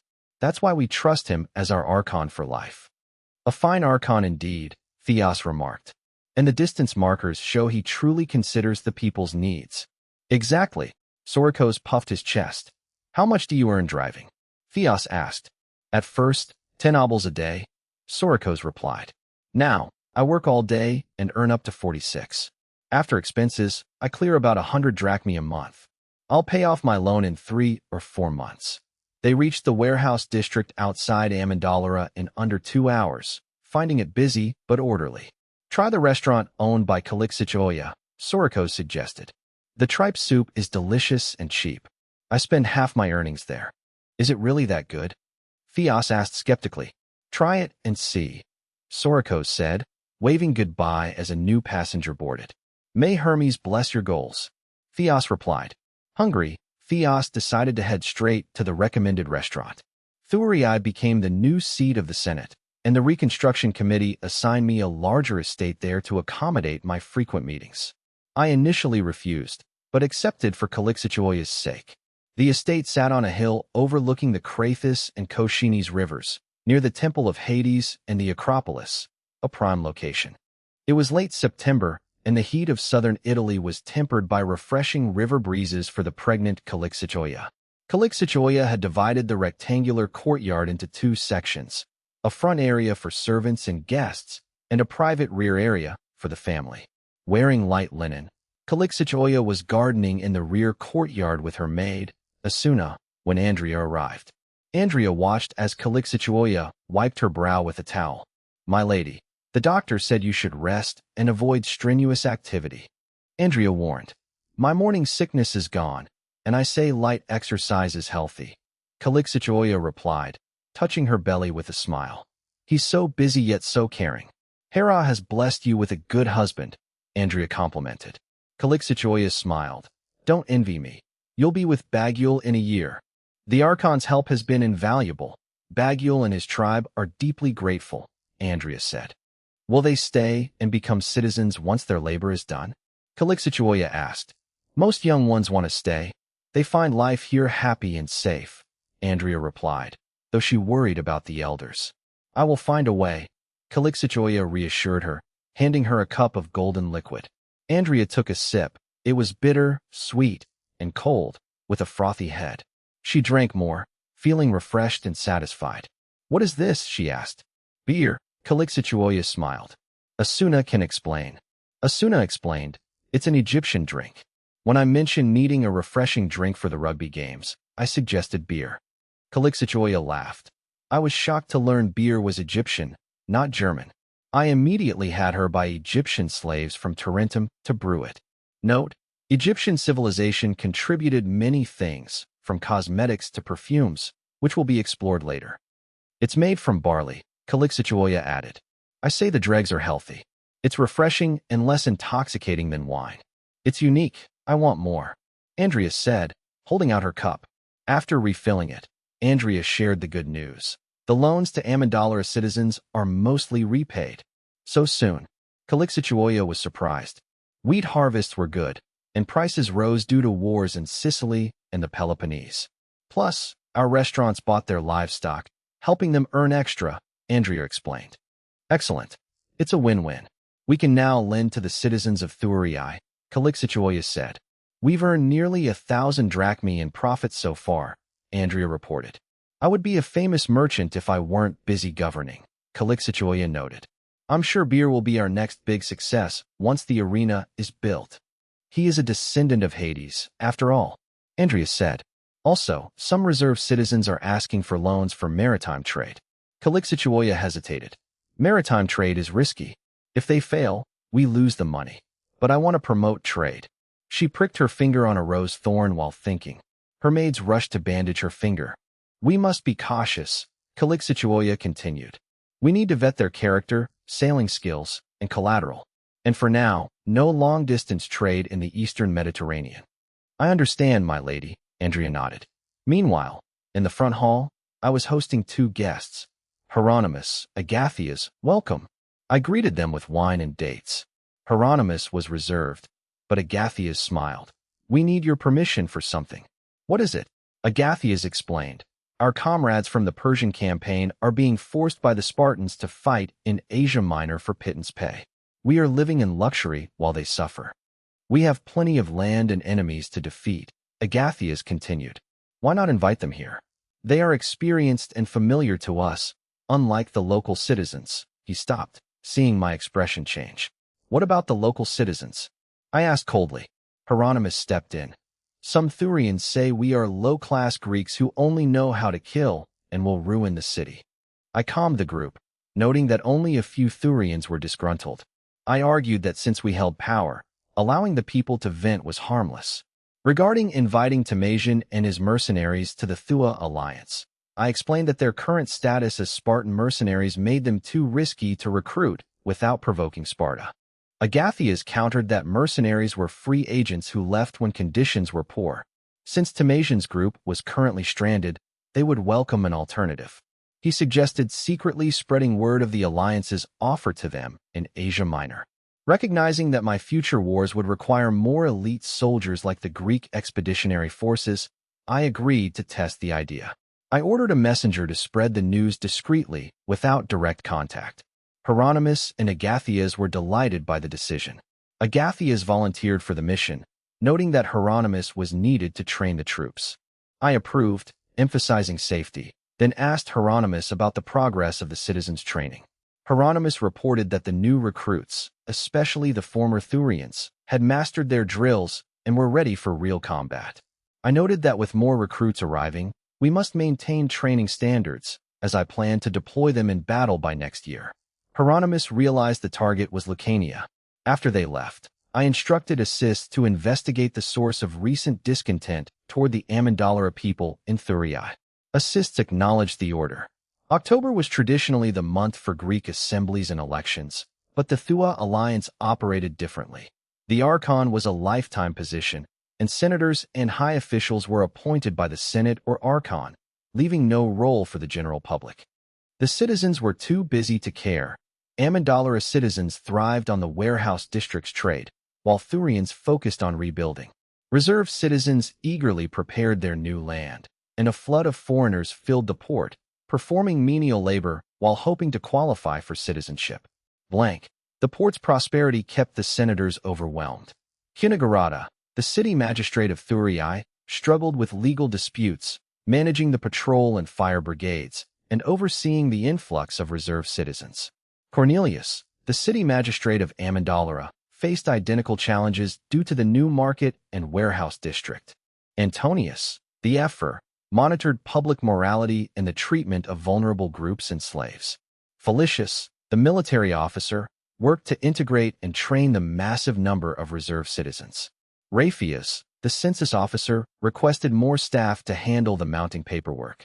Mercis, the treasurer, grew thin but remained cheerful while collecting land and trade taxes.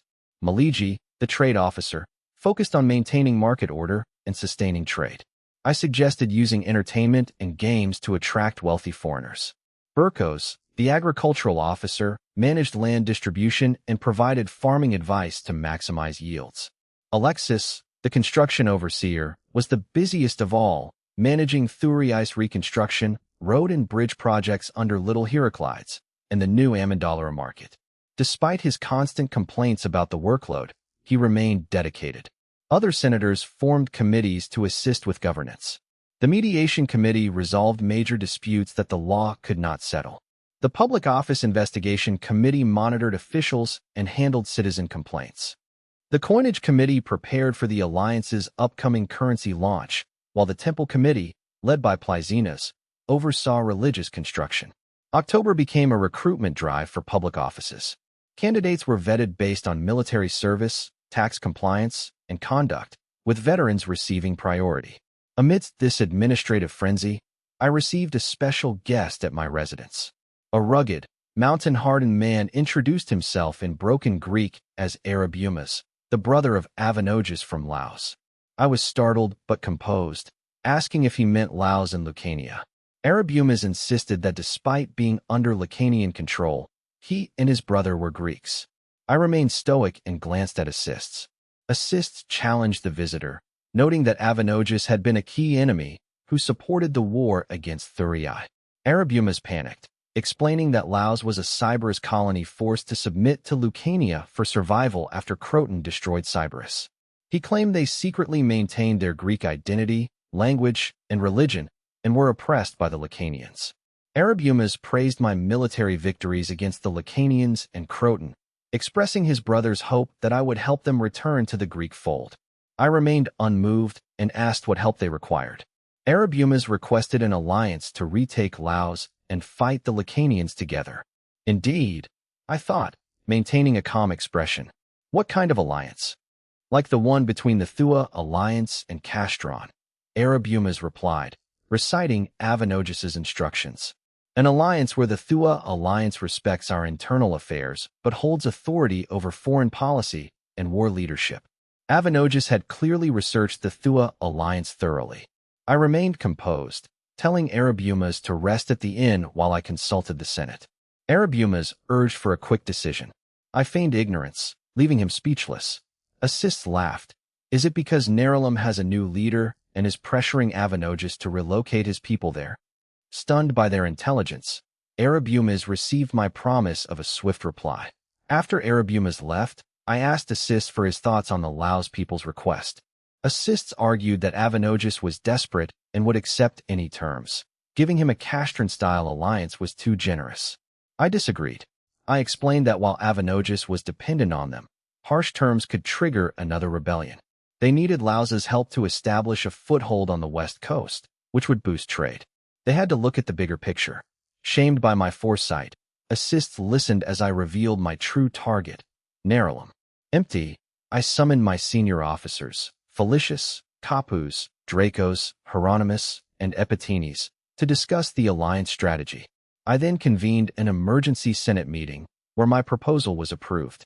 That night, I greeted Arabumas at my residence. Seeing the new advisors present, a nervous Arabumas asked if a decision had been reached. Yes, I smiled. The Senate has agreed to accept Laos as an ally. Arabumas was shocked by the speed of the decision, having expected days of debate. I asked if Arabumas and his brother could easily seize Laos, given the 700 to 800 Nerulum soldiers stationed there. Arabumas explained that they had over 1,000 warriors and the support of the local slaves. The real threat, he noted, would be the subsequent retaliation from Nerulum and Gramentum. I asked if the primary risk was the post-conquest retaliation. Arabumas nodded. I have a better way for you to secure Laos without that risk, I suggested. Arabumas eagerly asked for the plan. Help us take Nerulum first to cut off the Lucanians' southern supply lines.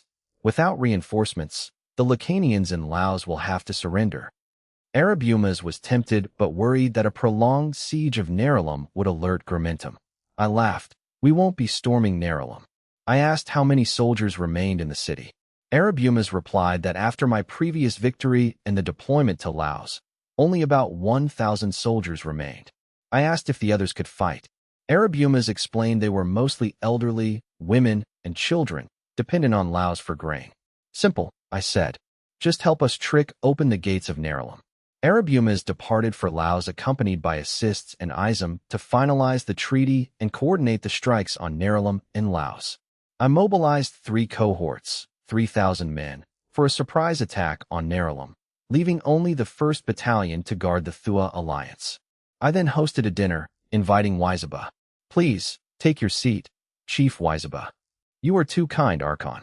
I am but a prisoner, Waizaba replied coldly. Only temporarily, I promised. Once you become a citizen of the Thua Alliance, you will lead your tribe again. Waizaba was moved. I turned to Bagul, the famous rugby running back, teasing him about his strength and his relationship with Andrea. Andrea blushed, and Baguil grinned sheepishly, offering a clumsy greeting to the Archon. I invited my guests, leaders Waizaba and Baguil, along with my wife Calixitoya, to sit, emphasizing that we were all friends. Calixitoya greeted them with a smile. I gestured to Andrea, teasingly mentioning I was looking forward to their upcoming wedding. Andrea and Baguil blushed. Waizaba felt conflicted. While he disliked the idea of his son marrying a Greek, he recognized the strategic benefit for their tribe. I announced a casual feast featuring a new dish not yet served at the restaurant, sparking curiosity among my guests. I sat on a chair rather than reclining, rejecting Greek dining traditions. My inclusion of Calixitoya and Andrea further signaled my genuine, unconventional hospitality. Slaves served fruit, snacks, wine, and a golden liquid. Baguil tasted the golden drink and was immediately refreshed, asking what it was. Andrea explained it was Egyptian beer, refined by my slaves. Baguil praised the beer, declaring it a drink for real men compared to wine. Waizaba followed suit, drinking silently but steadily. I and Calixitoya exchanged smiles, ready to introduce the main course. Calixitoya signaled Asuna. Asuna had servants bring iron stoves holding pots of spiced water to each table. The guests watched in wonder as more dishes arrived. Waizaba questioned if the thin, curled slices of meat were lamb. I confirmed they were lamb and beef, calling it shabu-shabu. I demonstrated by cooking the meat in the boiling water and dipping it in sauce, clearly enjoying the meal. The guests tried it and were amazed, with Baguil asking how it was prepared. I explained the laborious process, butchering, deboning, and using an ice cellar to freeze the meat so it could be sliced paper thin. Baguil asked about the dipping sauce. I described a complex mixture of fermented seafood, seaweed, and Indian spices. Baguil realized the dish was too complex for him to replicate at home. I asked Andrea if the dish would be popular at their restaurant. Empty. Andrea praised the taste, but noted that the constant need for fire and service made it labor-intensive. Calixitoya agreed, explaining that the premium service and variety of ingredients would justify a higher price. Servants brought out tripe, blood vessels, and seaweed, which the guests enjoyed. I explained that promoting beef and lamb consumption would benefit the Lacanians, who were expert herders, by creating a steady market for their livestock among the Greeks. Waizaba and Baguil were moved by my genuine concern for their people's prosperity.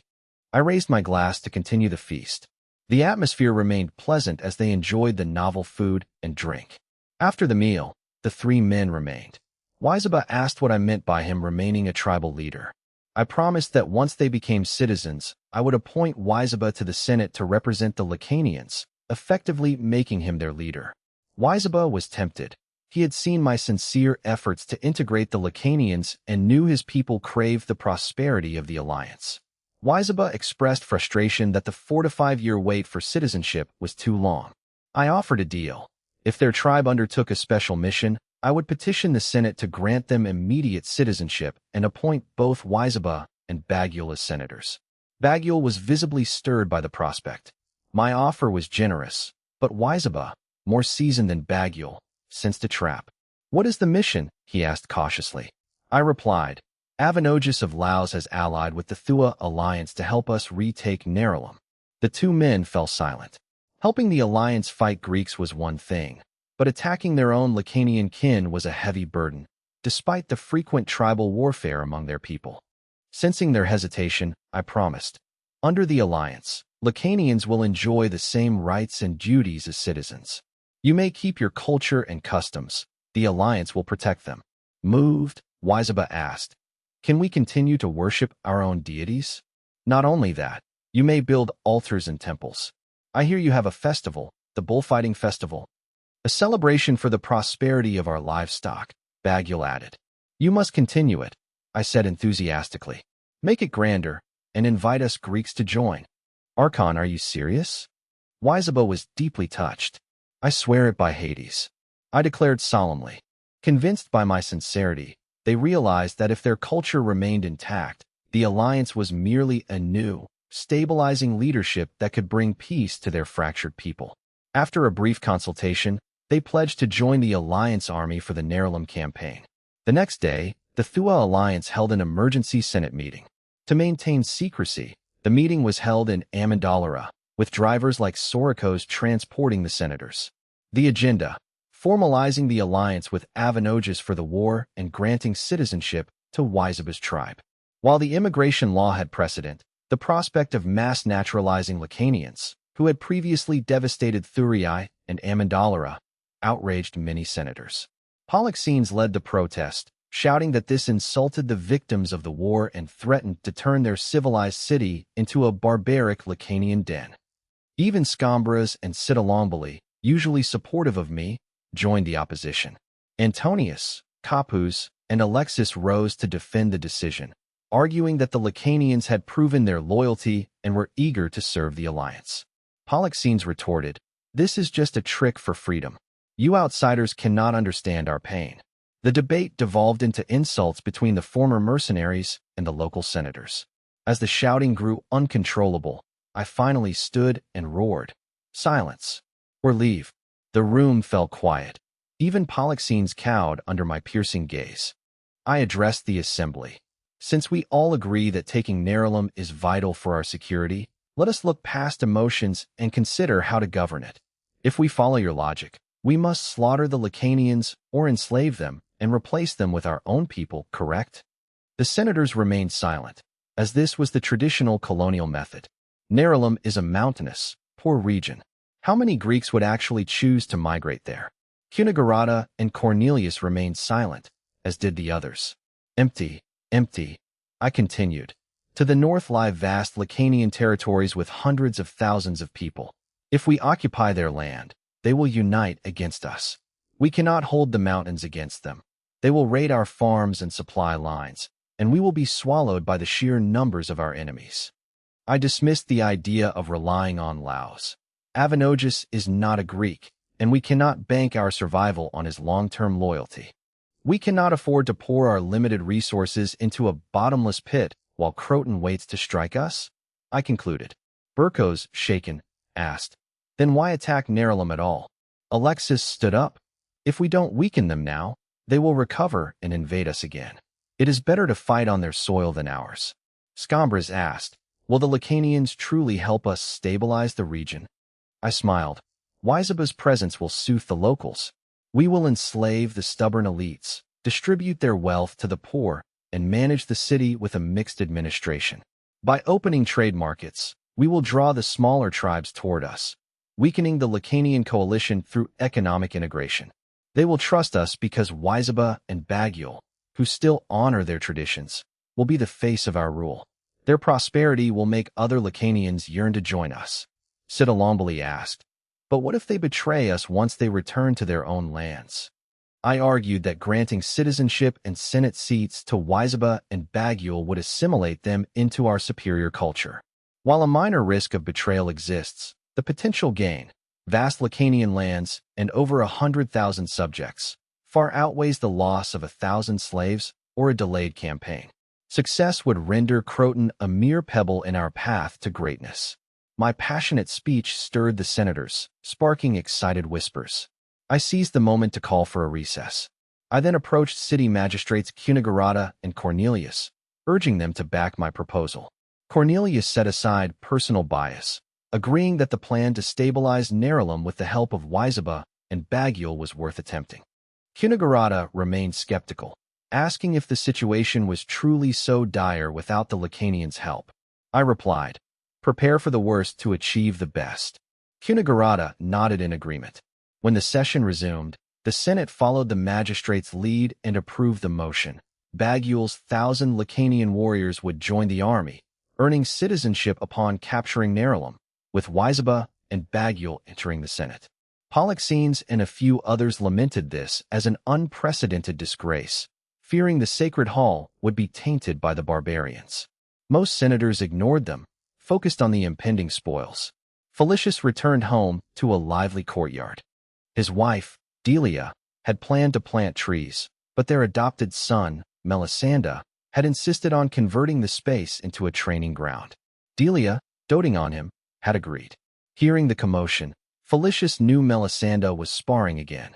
He saw Melisanda sparring with his friend Arsenis, who had traveled from Amandalora for the upcoming campaign.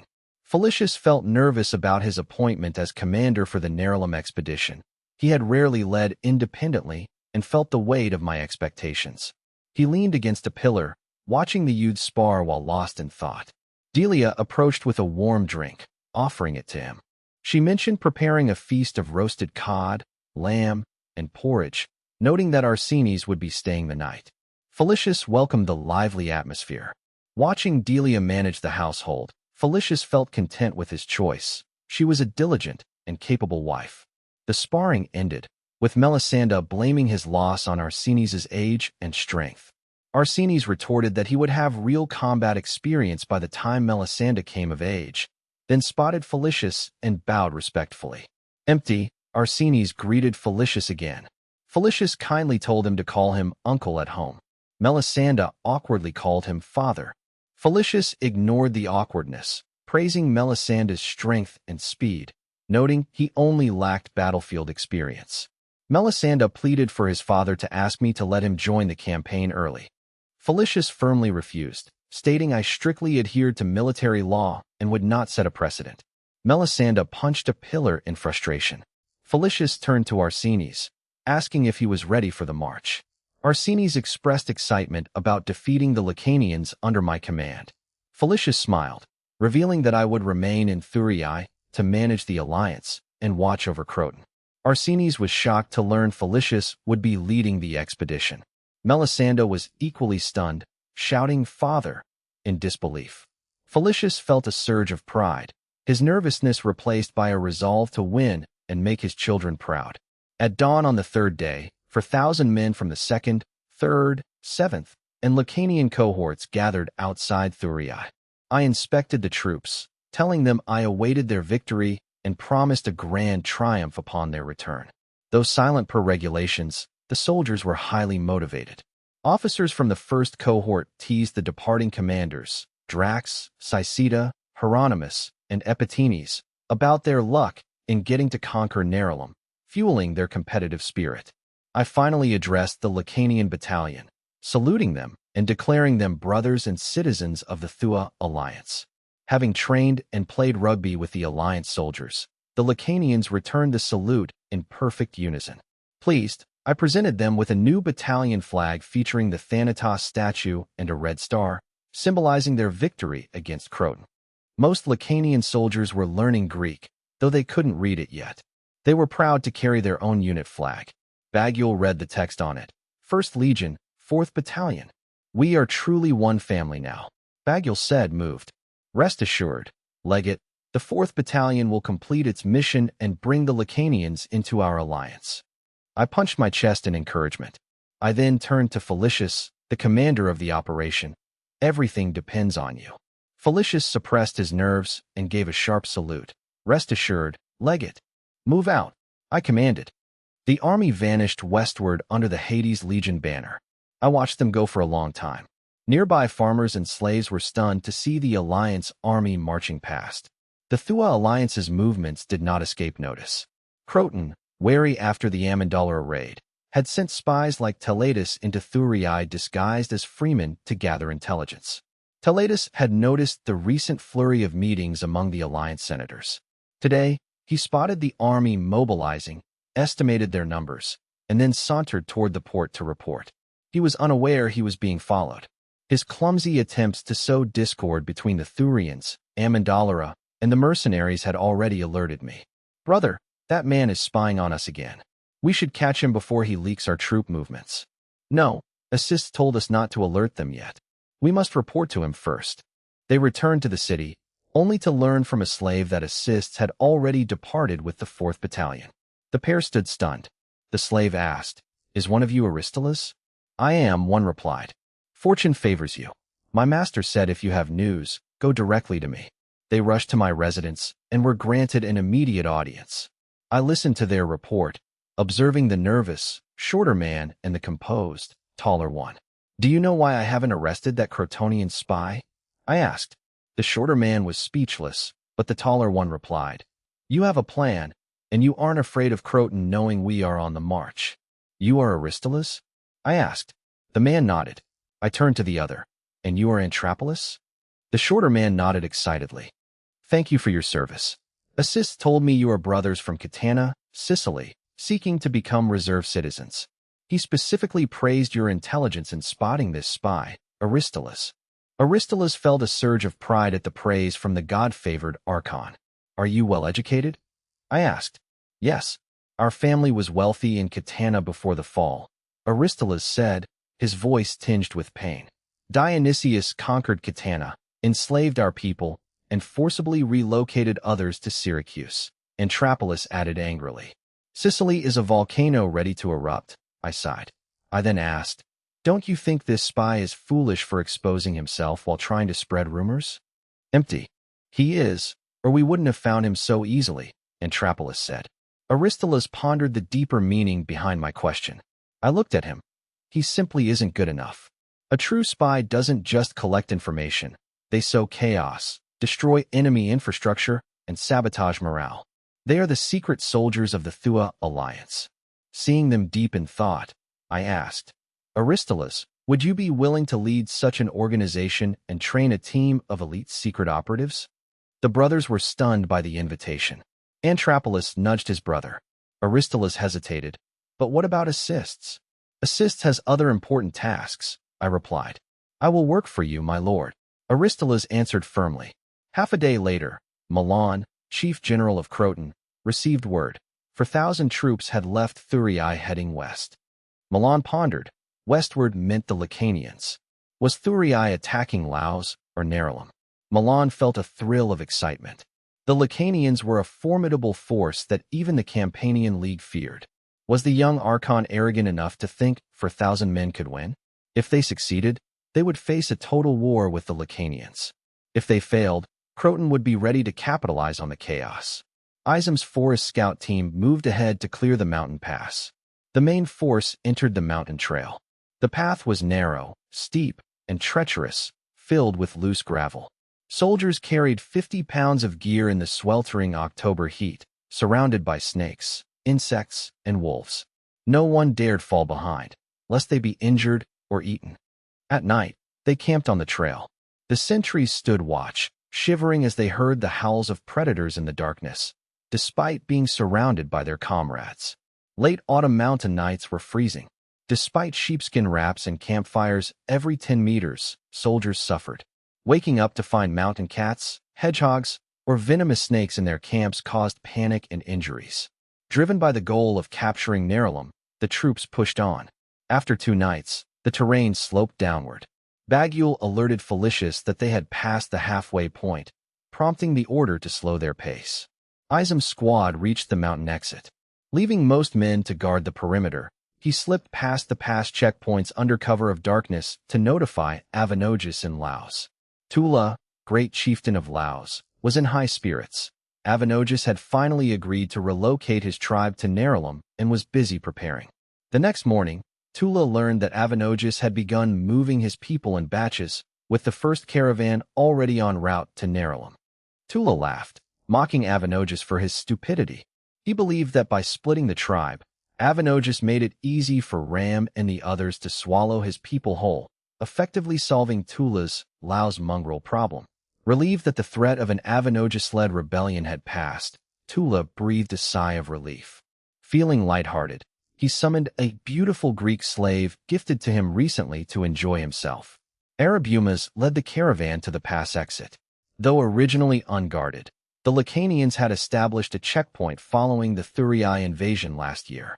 This checkpoint, controlled by Nerulum, served primarily as a toll station to extort merchants traveling from Laos. Seeing the massive caravan, the guards anticipated a lucrative haul, ignoring the fact that it belonged to the prominent Avanogis. Arabumas feigned compliance with their demands, then suddenly attacked, easily eliminating the 10 greedy guards. Izum arrived, and within an hour, the Thua Alliance army joined Arabumas. The 4th Battalion, Lacanian cohort, shed their armor, hid it in wagons, and donned rags to blend in, while the other 3 battalions trailed behind. Seeing the sheer size of the Lacanian force, Arabumas was stunned. Bagul grinned and greeted him in Greek. May Asanu bless our cooperation. Arabumas, still dazed by the warm embrace, barely registered the greeting. A spy sent by Tula to track the caravan witnessed the arrival of armored Greeks and was horrified. Avenogis has betrayed us. He's colluding with the Greeks. He fled back toward Laos like a frightened rabbit. Avenogis, anticipating Tula's paranoia, had his elite guards waiting. They intercepted and captured the spy before he could reach the city. Monai saw dust clouds to the south and correctly guessed that Avenogis's people were arriving. Avenogis had been sending Arabumas to Nerulum for days to negotiate land and resources, causing headaches for Ram and the other leaders. They assumed Avenogis was finally succumbing to the pressure. The Nerulum leaders planned to agree to Avenogis's demands initially, intending to seize control once the tribe was inside their walls. They were desperate for more warriors and laborers. Monai watched from the wooden wall as the massive, noisy caravan arrived, filled with slaves, elderly, women, children, and livestock. Arabumas approached the gate and shouted for entry. Monai recognized him and asked, "Where is Chieftain Avenogis?" "My brother will come once I've settled the elderly and children," Arabumas replied. Monai cursed the cautious, Laos mongrel internally but smiled, telling him to wait while he notified Ram. Arabumas feigned outrage. "We've traveled all day. The elderly and children are exhausted. Open the gate." Monai tried to stall, citing the need to maintain order.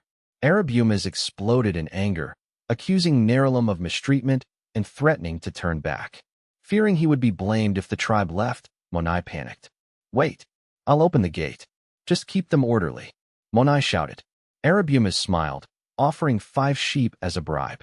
Monai's greed overcame his caution. He ordered the gate opened and sent word to Ram. Monai rushed to the gate to collect his bribe. Arabumas cleared the path and handed over the 5 sheep. Monai thanked him profusely. His subordinates begged to slaughter one for a meal. Monai kicked them, promising they would eat well later.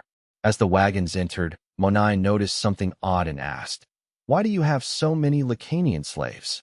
Arabumas gave a sinister smile and drew his short sword.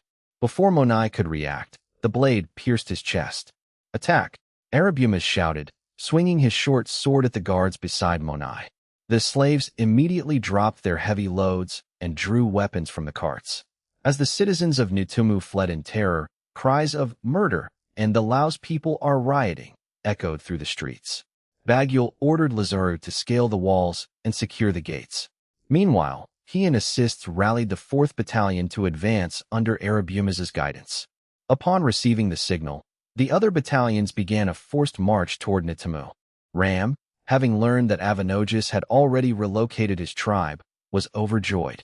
However, he needed to consult the other chieftains on how to divide the Avenogis territory, as his own position as great chieftain was precarious due to his tribe's relative weakness. After the death of the previous leader, Udili, the chieftains had nearly gone to war over the succession. Tula of Laos had warned them of Avenogis's potential rebellion, which threatened their food supply. Unable to secure aid from Gramintum due to their own conflict with Pixis, the chieftains had compromised by electing the weak Ram, ensuring he remained dependent on their support. As Ram gathered the chieftains to discuss the crisis, a subordinate burst in, screaming, "The enemy has breached the city." The leaders panicked, overturning furniture as they scrambled to flee. "How many are there?" Ram demanded. "Countless. They've already overrun the wolf settlement." With the powerful wolf tribe defeated, Ram collapsed into his chair, muttering, "It's over." Under the Thua Alliance's fierce assault, the disorganized Nutumu warriors were forced to retreat to the sacred grove. Surrounded by Alliance troops, Felicius followed Bagyul's advice and offered terms of surrender rather than launching a direct assault. Bagyul stood before the grove, calling out to his kin. After several attempts, a voice responded from behind the walls. "Bagyul, you're still alive. The Mount Asanu god protects me. I am alive and well. Surrender, Xima, and all other Lacanians. I guarantee your safety," Bagyul's voice boomed. Sounds of internal fighting erupted from within the grove. Felicius looked at Bagyul, who signaled that all was well. Silence returned, and the gates opened. A tall youth emerged, scanning the area cautiously. "Xima, I'm here." Bagyul stepped forward. Xima stared in shock at Bagyul, who stood in blood-stained Greek armor, holding a crested helmet. "You've become a Greek?" Xima asked, hesitating to embrace him. "No, I am a citizen of the Thuo Alliance, but I remain a Lacanian," Baguil corrected, gesturing to Felicius. "Come, meet my commander." Xima, understanding Greek, reluctantly approached to pay his respects. "What is the situation inside?" Felicius asked. "Ram and the others are captured. We surrender," Xima replied, intimidated by the commander's presence. "Bring them out," Felicius ordered. Xima looked to Baguil for reassurance. "Don't worry," Baguil promised. "Tribes forced into New Timu will be fine. Only the original oppressors will suffer." Relieved, Xima whistled sharply. The Lacanians filed out. The Thua Alliance secured New Timu with minimal casualties. After resting, Felicius left the 2nd and 4th Battalions to stabilize the city, while he led the 3rd and 7th South to assist Avanogus in capturing Laos. Per the public office law, the city magistrate had to be a senator. With original Thurii and Amandalara senators wary of the Lacanians, I looked to the former mercenaries. Saisida, a 1st-century captain of the 2nd Battalion, was chosen for his humility and administrative interest. Saisida had proven his competence while serving as deputy fire chief in Amandalara, where the fire chief had even deferred to his abilities. I proposed Saisida as the new magistrate of Nitimu. Empty, Saisida accepted, and the Senate approved. Antichris, the fire chief, was left to continue his duties in Amandalara. I appointed assists as Saisida's secretary and Baguil as the special effort to mediate disputes and manage relations between Lacanians and Greeks. Saisida's first act was to screen the captives, imprisoning the ruling Nitimu elite while offering amnesty to the smaller, coerced tribes through Baguil. His second act was to liberate the slaves. These included Greeks captured during Lacanian raids and Lacanians who had refused to serve the New Timu leadership. Seeing the emaciated Greek slaves, Saisida was moved. "Greeks, you have suffered. Hades has sent the Thua Alliance to liberate you and exact vengeance." The slaves wept openly. Saisida ordered the 700 captives stripped and brought before the slaves, handing the latter spears and swords. "Take your revenge." Assists intervened, warning, "Sir, this violates the Senate's orders." "So what?" Saisida retorted. "The Archon showed Magna Graecia that the Alliance cannot be trifled with. Today, the Lacanians will learn the same." A vengeful Greek slave lunged forward, spearing a captive. The others followed suit. The slaughter only stopped when Greek women shielded the remaining captives. Assists discovered these women had been forced to bear the captives' children or were pregnant. He asked Saisida if the killing should continue. "Damn the Lacanians!" Saisida cursed, raising his hand. "Stop!" Soldiers disarmed the few slaves who attempted to continue the execution. Saisida stepped onto a corpse and addressed the Greek slaves. "The Thua Alliance decrees that all former citizens of Thurii or Amandalara, including women, are now Thua Alliance citizens. Other slaves who remain for 2 years may apply for reserve citizen status, and after 3 more years, become formal citizens. Do you choose to stay in Nerulum or return to Thurii?" Most men wanted to return to Thurii, but women hesitated. Greek society demanded strict chastity, wives were confined to homes, and even architecture was designed to monitor their movements. Some city-states, like Athens under Solon, even regulated marital intimacy to prevent domestic resentment. Many Greek women, some pregnant or with children from their captors, feared their reception back home. Assists intervened. "I and the Senate have decreed that any Lacanian who marries a Thua Alliance woman becomes a reserve citizen, gaining land and tax breaks after 2 years. Similarly, any Greek man who marries a Lacanian woman and joins the alliance gains the same status." "Is this true?" a woman asked, trembling. "It is," Saisida confirmed. "Register your marriages at the great chieftain's residence immediately." The women wept with relief, realizing they could now live with dignity under the alliance's protection. They praised my foresight. The non-citizen Greek men also reconsidered. Marrying a local woman offered a faster path to citizenship and land than waiting in Thurii. Assists realized this law would soon trigger a rush of free men to Nerulum, all eager to marry Lacanian women. Looking at the blood-soaked execution ground, he mused that the city's many widows would finally find protectors. Saisida's display of force terrified the local Lacanians, leaving grieving families in fearful silence. That evening, Baguil hosted Kexima, Ureza, and others, but the guests remained tense. Sit, old friends, Baguil urged, mimicking my hospitality, but the guests remained uneasy. Kexima, where is Abanu? Baguil asked. He was killed in a quarrel with Ryudel's son, Damalu, Kexima replied sadly. Damn Ryudel and those oppressive tribes. Where is Damalu now? Baguil roared. He died fighting the Greeks, just like his father, Ureza replied, glancing pointedly at Assists. A pity I cannot avenge him, Baguil sighed, regaining his composure. But at least Abanu can serve the mountain god in peace. A guest interjected. If Ryudel and Ram oppressed us, won't the Greeks do the same? Won't they slaughter us like they did them? Exactly. They killed over 500 surrendered Lacanians today. They'll kill us like cattle next, the guests cried out in agitation. Sensing the danger, Assist stood up. The Thua alliance will never oppress you. How can a Greek speaking the Lacanian language join our gathering? A voice interrupted. He is a son-in-law of the Lacanians. Baguil shouted. My brother-in-law, Tina's husband. A voice exclaimed, Dila's husband? Ureza, you've lost your chance. The guests chuckled for the first time.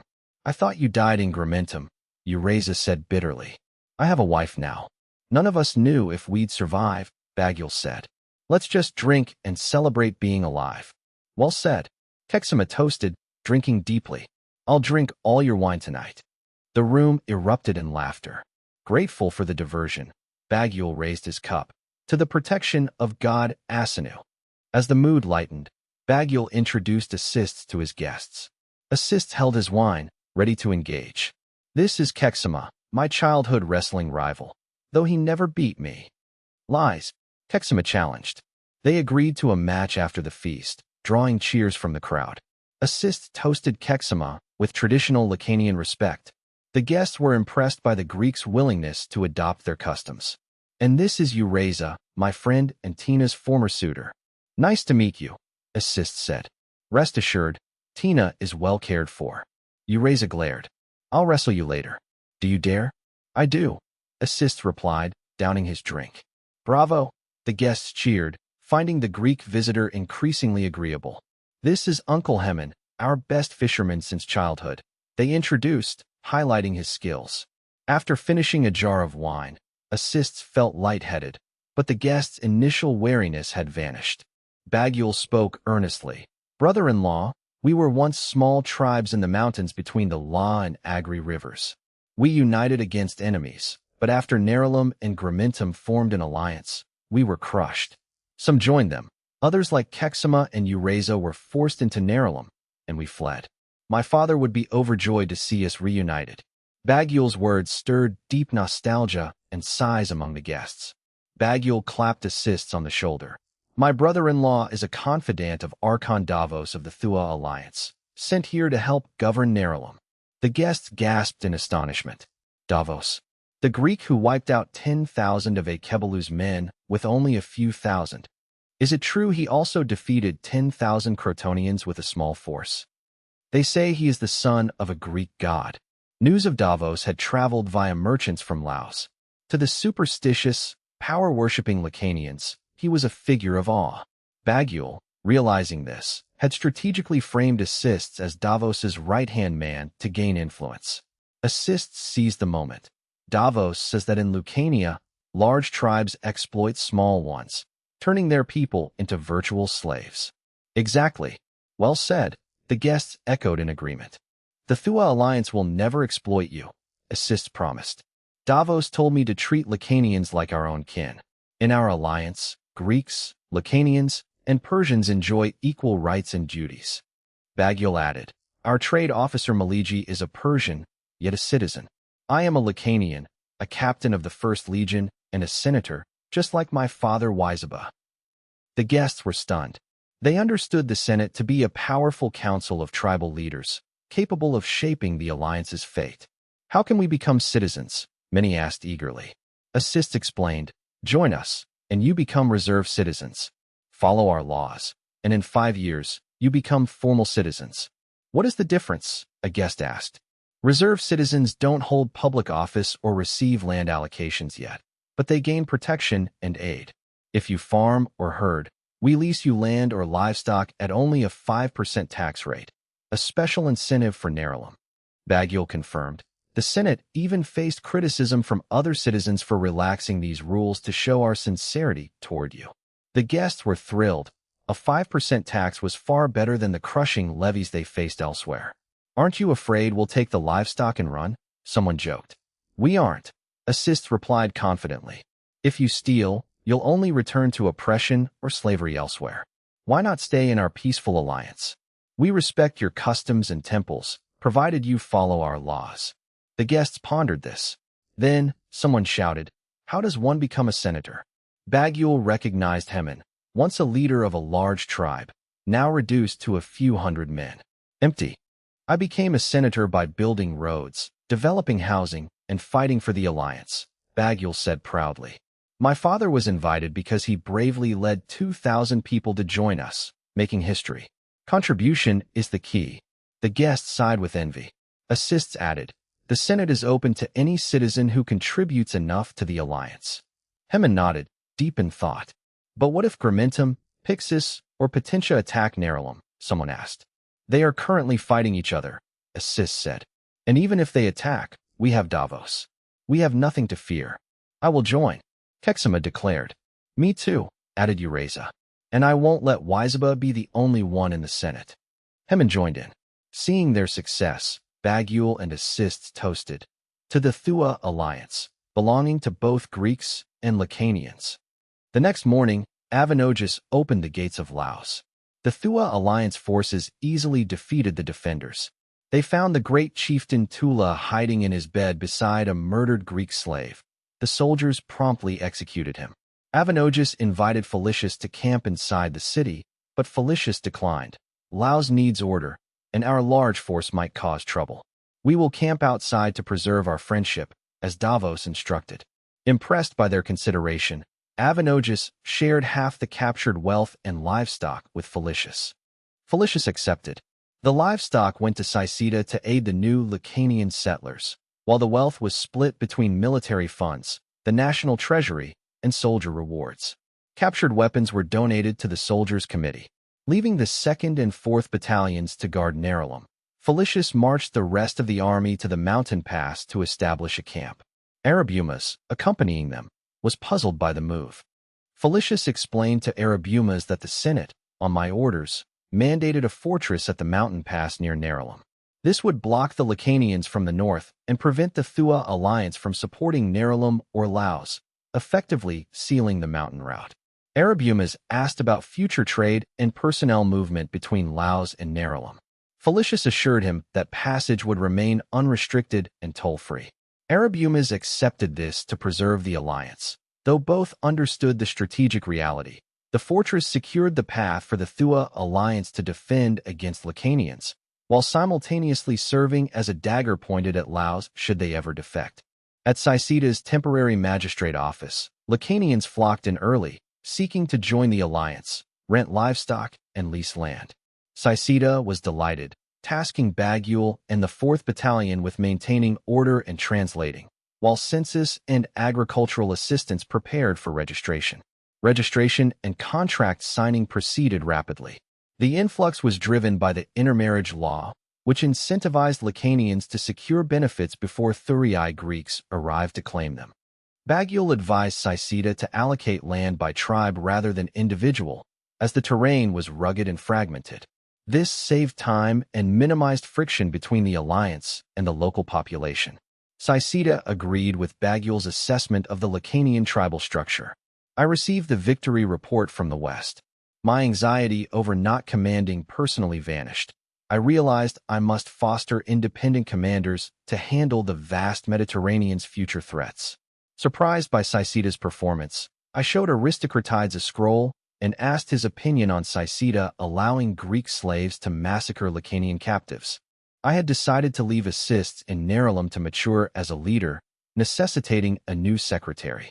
I chose Aristocratides, a freeman who had impressed the Senate previously. Aristolus found him working at Calixituoia's restaurant, and he readily accepted the post. My home life suffered slightly due to Calixituoia's playful revenge for poaching her staff. Aristocratides, cautious due to his past hardships, declined to comment on Nerulum, citing his lack of local knowledge. I acknowledged the wisdom in his caution, deciding to trust Saisida's judgment, while privately noting that Saisida's ruthless efficiency surpassed my own. The Senate meeting was held in Amandalara as the Thurii Hall remained unfinished. I announced the successful capture of Nerulum and the liberation of Laos. The senators cheered enthusiastically. I declared that the alliance now controlled Thurii, Amandalara, and Nerulum, with Laos and Castron as allies. I envisioned restoring the glory of Sybaris. Empty, the mention of Sybaris, once the wealthiest power in Magna Graecia, electrified the Senate. Senators cheered, with some calling for further expansion to Gramentum and Poseidonia. I smiled internally, pleased by their ambition. Waizaba asked about the status of Gramentum and the Lacanians. I explained that the surprise attack kept the northern Lacanians in the dark. Saisida and assists were stabilizing Nerulum, distributing land, and fortifying the La River. I noted that internal Lacanian conflicts between Picosis and Potentia ensured Nerulum's current safety. The news reassured the Senate. Cornelius raised a critical issue. He pointed out that the name Thua Alliance was now obsolete with the addition of Nerulum. The Senate realized that an exclusionary name could alienate the Lacanian majority in Nerulum, threatening their long-term integration plans. Amyntas suggested a literal, cumbersome list of cities, drawing laughter. Mersis mocked the idea, noting it would become impossible to recite as they expanded. The hall erupted in laughter. Amyntas angrily challenged Mersis to provide a better name. Mersis suggested New Sybaris to evoke past wealth. Cunegurata opposed it, fearing it would provoke Croton and other neighbors. Ansitanos agreed, noting that Sybaris's historical reputation for competition and hostility would alienate neighbors like the Campanian League. The Senate struggled to find a name that was meaningful, inclusive, and diplomatically safe. Plyzenas stepped forward. He proposed Dionia City-State Alliance. The senators looked toward me, sensing the name's significance. I was surprised.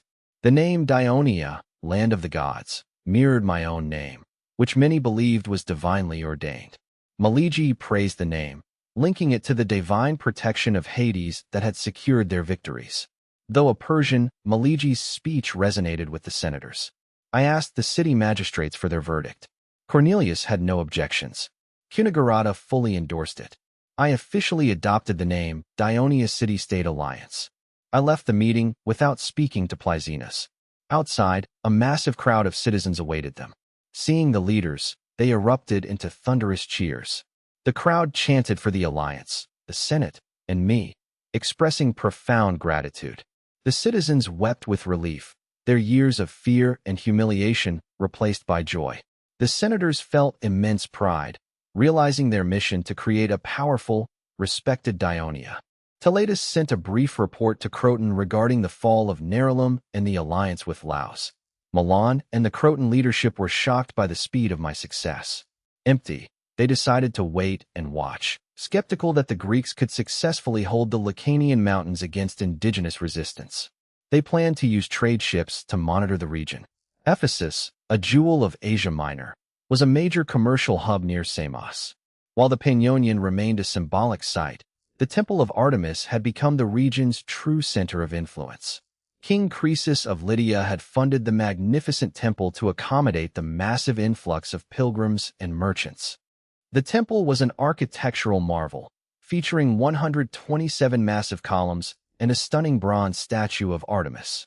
It remained a sacred destination despite the fall of Lydia and the Greco-Persian Wars. A sturdy Greek man hurried toward the temple, scanning his surroundings as he joined the crowd. The temple steps were so numerous that even the well-trained Temasian felt breathless upon reaching the top. Temasian, a familiar voice called out. He looked up to see a man in a luxurious purple Borton waving from the entrance. Agathias, Temasian approached the man, stunned by his refined appearance. Please, address me as Lord Agathias. I am now a senator of the Thua Alliance, Agathias said, adjusting his robe with a practiced, aristocratic gesture before grinning. Are the rumors true? Have you truly become the masters of a city-state? Temasian asked, his voice trembling. Not one, but two. Agathias held up 2 fingers. I am the Archon for life of this alliance. Archon for life. Unbelievable. Timasian murmured. It had been barely 6 months since they parted ways, yet the gap between their statuses was now immense. It is the truth. If you doubt me, Artemis is inside. I shall swear it before her. Agathias insisted, pointing to the temple. Timasian shook his head, thoughtful. I believe you. Why have you come for me? We haven't forgotten our brothers in arms, Agathias said, extending his hand. I sent me to invite you to Magna Graecia. Thybron was currently fuming. Appointed governor of Asia by the Spartan Gerousia, he had successfully pushed back Tissaphernes and secured several cities. However, because he failed to take Larissa after months of effort, the meddlesome Ephyr ordered him to abandon the siege and attack Caria instead. He had no choice but to obey. Since Lysander's rise, the Ephyrs, often of common birth, had gained the power to shadow generals and even report them to the Gerousia for punishment, a change that rankled the military elite. Returning to Ephesus to regroup, Thybron was hit with a new crisis. Envoys from Greek city-states were complaining to Sparta that his troops were pillaging their allies. Thybron smashed his statues in a rage, knowing the accusations were true. With only a handful of true Spartans, his 15,000-strong force consisted mostly of mercenaries from Cyrus the Younger's campaign. Unable to pay them, he had turned a blind eye to their looting of Persian territories, which inevitably bled into allied lands. He felt the allies owed him for his protection, regardless of the cost. The backlash from the Ionian Greeks left Thybron sleepless. The next day, the Ephyr Clearchus arrived coldly. Thybron, the Gerousia has sent Dercyllidas to replace you. You are to remain under house arrest until his arrival to face an investigation. Thybron slumped down. I won't flee like Clearchus. I will be acquitted. Clearchus didn't even look at him. We shall see. Leaving the house, Clearchus breathed a sigh of relief. He was the mastermind behind the investigation. Sparta's radical faction, led by Lysander, aimed to dominate Asia Minor and the eastern Mediterranean. Clearchus, having seen the wealth of Mesopotamia, supported this vision. Thybron, however, was a blunt instrument whose looting was alienating the very allies Sparta needed to win. Thybron had ignored all of Clearchus's warnings. Clearchus had finally forced the issue by inciting the allies to complain. He hoped the incoming Dercyllidas would be a more strategic partner. His relief vanished when Thybron's adjutant arrived. What? The soldiers have deserted? Clearchus gasped, fearing Thybron's interference. Only the veterans of Cyrus's campaign, the adjutant explained. With Thybron under house arrest, I tried to address the troops, only to find over 3,000 missing. Clearchus paled. If Dercyllidas arrived to find a depleted force, he would be blamed. Did they desert to avoid punishment for looting? No, the adjutant replied, looking puzzled. They left because of a rumor, the adjutant continued. A rumor? They heard that a leader named I, who served with them, has established the Thua alliance in Magna Graecia. I am Archon, my men are citizens with land, and my officers are nobles. These simple-minded mercenaries believe it, and are heading there to share in the bounty. Clearchus frowned. Where did this start? Are the other commanders still here? It started at the market. Most commanders, like Timasian and Xanthoparis, have already fled. Only Xenophon's persuasion kept some men behind. Seal the ports. Arrest all deserters. Clearchus ordered. And the punishment. Clearchus made a chilling, throat-slitting gesture. Execute the ringleaders before the entire army. Clearchus realized he was too late and would have to explain this failure to the Gerousia. Why hadn't Xenophon warned him? He realized Xenophon likely stayed loyal to his old comrades, including me. Me. The name brought back memories of a young military genius he had failed to recruit for Sparta. He recalled the incompetent Anaxibius forgetting who I was when asked. If I had truly built a state in Magna Graecia, it was a testament to my talent, and a massive loss for Sparta. Xenophon knew more than Clearchus realized. He knew Timasian had met Agathias and was actively inciting the men. Xenophon had also been invited, but while he felt a pang of envy at the country bumpkin me achieving such power, he refused to leave. As an Athenian, Xenophon dreamed of a unified Greece, led by Athens and Sparta, that could finally crush the corrupt Persian Empire. He stayed to pursue this ideal, though he didn't betray Timasian. He was relieved Thibron was being replaced. He chose not to record the desertions in his history. The Western Mediterranean was too peripheral to his grand narrative. He then went to advise Clearchus on managing the remaining troops. After securing the La River fortress, Felicius left a garrison and returned to Thurii with the 3rd and 7th cohorts. I welcomed them, dismissed the troops, and met with Felicius to hear the report on Nerulum and Laos. I asked, "Any complaints about the extended garrison duty?" "None," Felicius replied. "The new spoils distribution plan keeps them happy." I nodded. "We aren't Persia. Our citizens are farmers. We cannot let them suffer for their service. I want a long-term plan that prioritizes 3 things. First, care for the families of the fallen. Second, rewards for merit. Third, compensation for the hardest tasks. We must also ensure fairness when fighting alongside allies." "I will consult Mersis tomorrow," Felicius agreed. "Mersis is stingy. He'll want to hoard it for the treasury." "Stand your ground," I joked. "I'll bring Amintas and Matones for support," Felicius replied, and they both laughed. Felicius then ventured, "Shouldn't soldiers receive pay for long deployments, like public officials?" I laughed. "The military officer is already looking for more funding. I must look out for my men," Felicius countered. "In Athens they pay," I mused. "Indeed. But we are not Athens yet. The treasury is strained by rebuilding Thurii. If I pay every soldier, Mersis will kill me. I promised, when the alliance is wealthy, I will ensure they are paid." Felicius trusted me. He knew my ambitions required a professional, long-term army. "And the discipline in Nerulum?" "Excellent. They fear missing the triumph ceremony," Felicius said. "A soldier with honor makes a good citizen," I remarked, thinking of my old comrades and hoping they wouldn't bring their looting habits to my new state. I pushed my worries aside. "Are you ready for the inspection?" Felicius, a man who spent half his life on the battlefield, appeared uncharacteristically nervous and shy. "Why be nervous? You aren't alone. Drax, Epitenes, and Hieronymus are with you," I said, patting his shoulder. "Show the people our Dionian leadership. Let them know that such high honors are earned through heroic service to the Alliance." Felicius remained tense, fully aware of the triumph's significance to the army. I shifted the topic.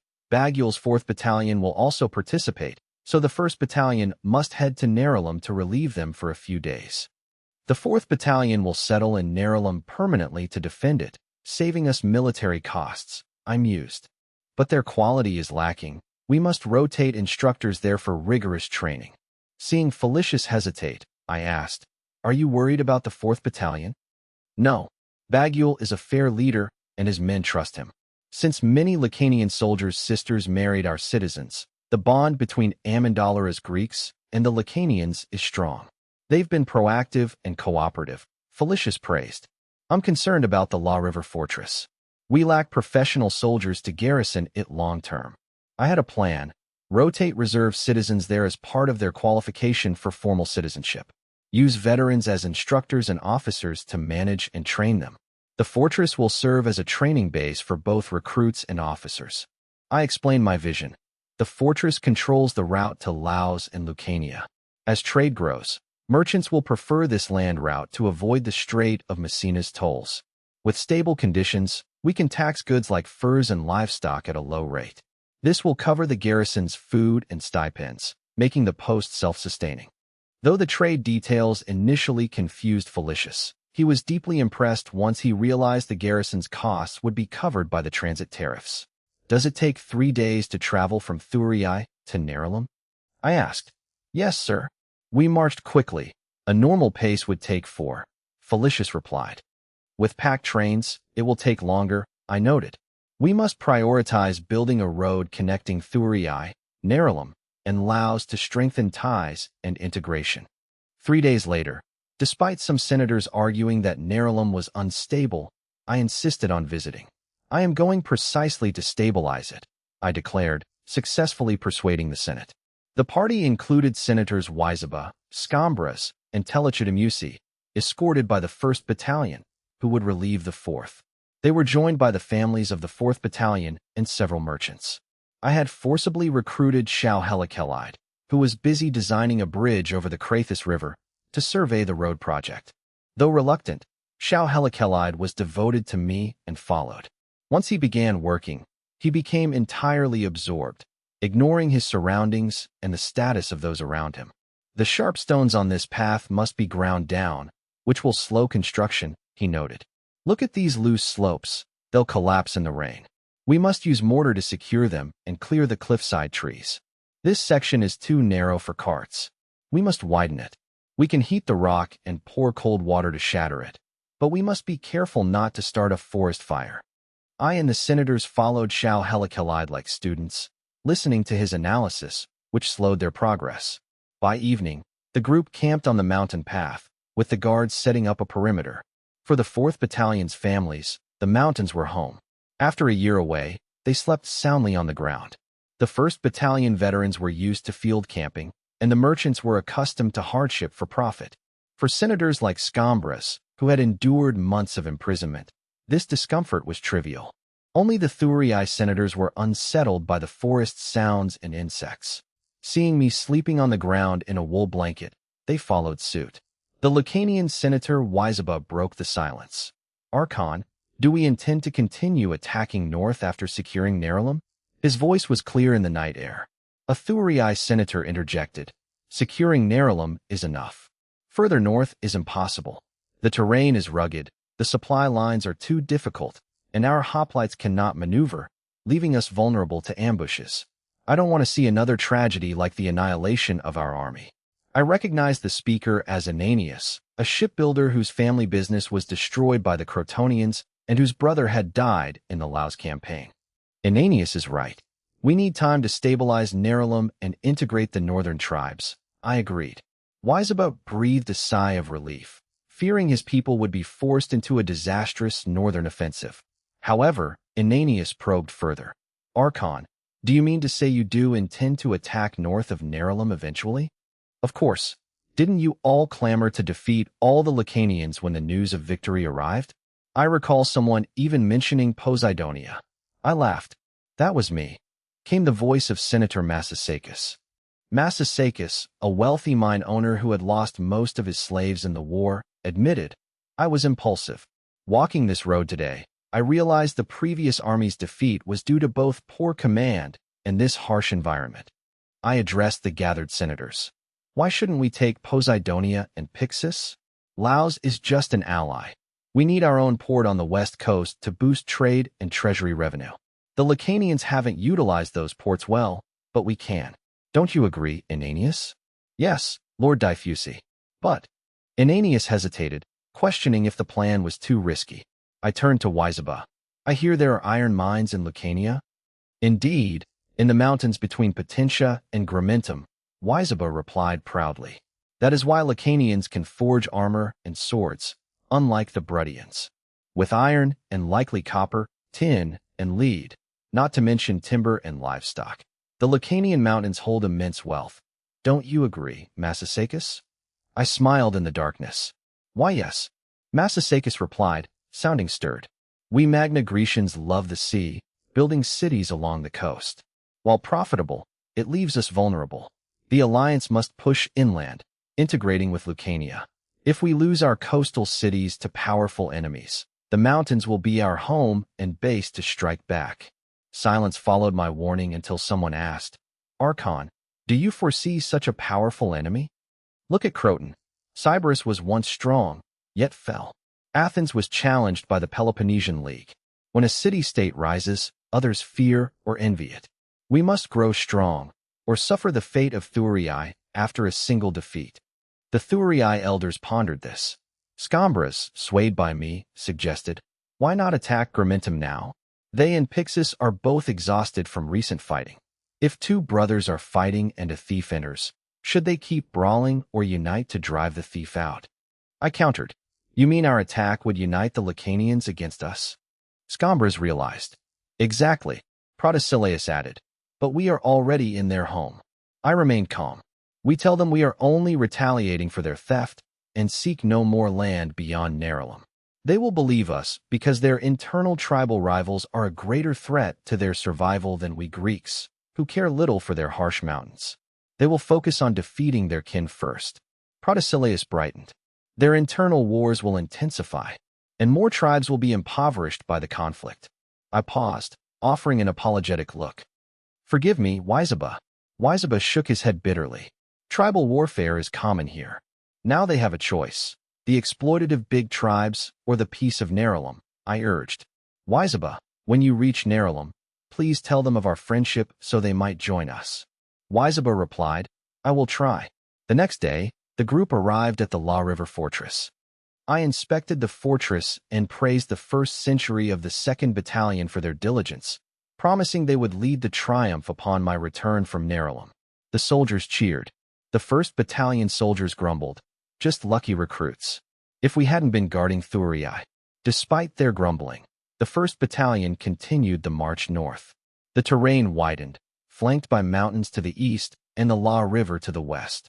The river, though narrow, was treacherous with steep cliffs and rapids, making it difficult to cross. Heracles sighed.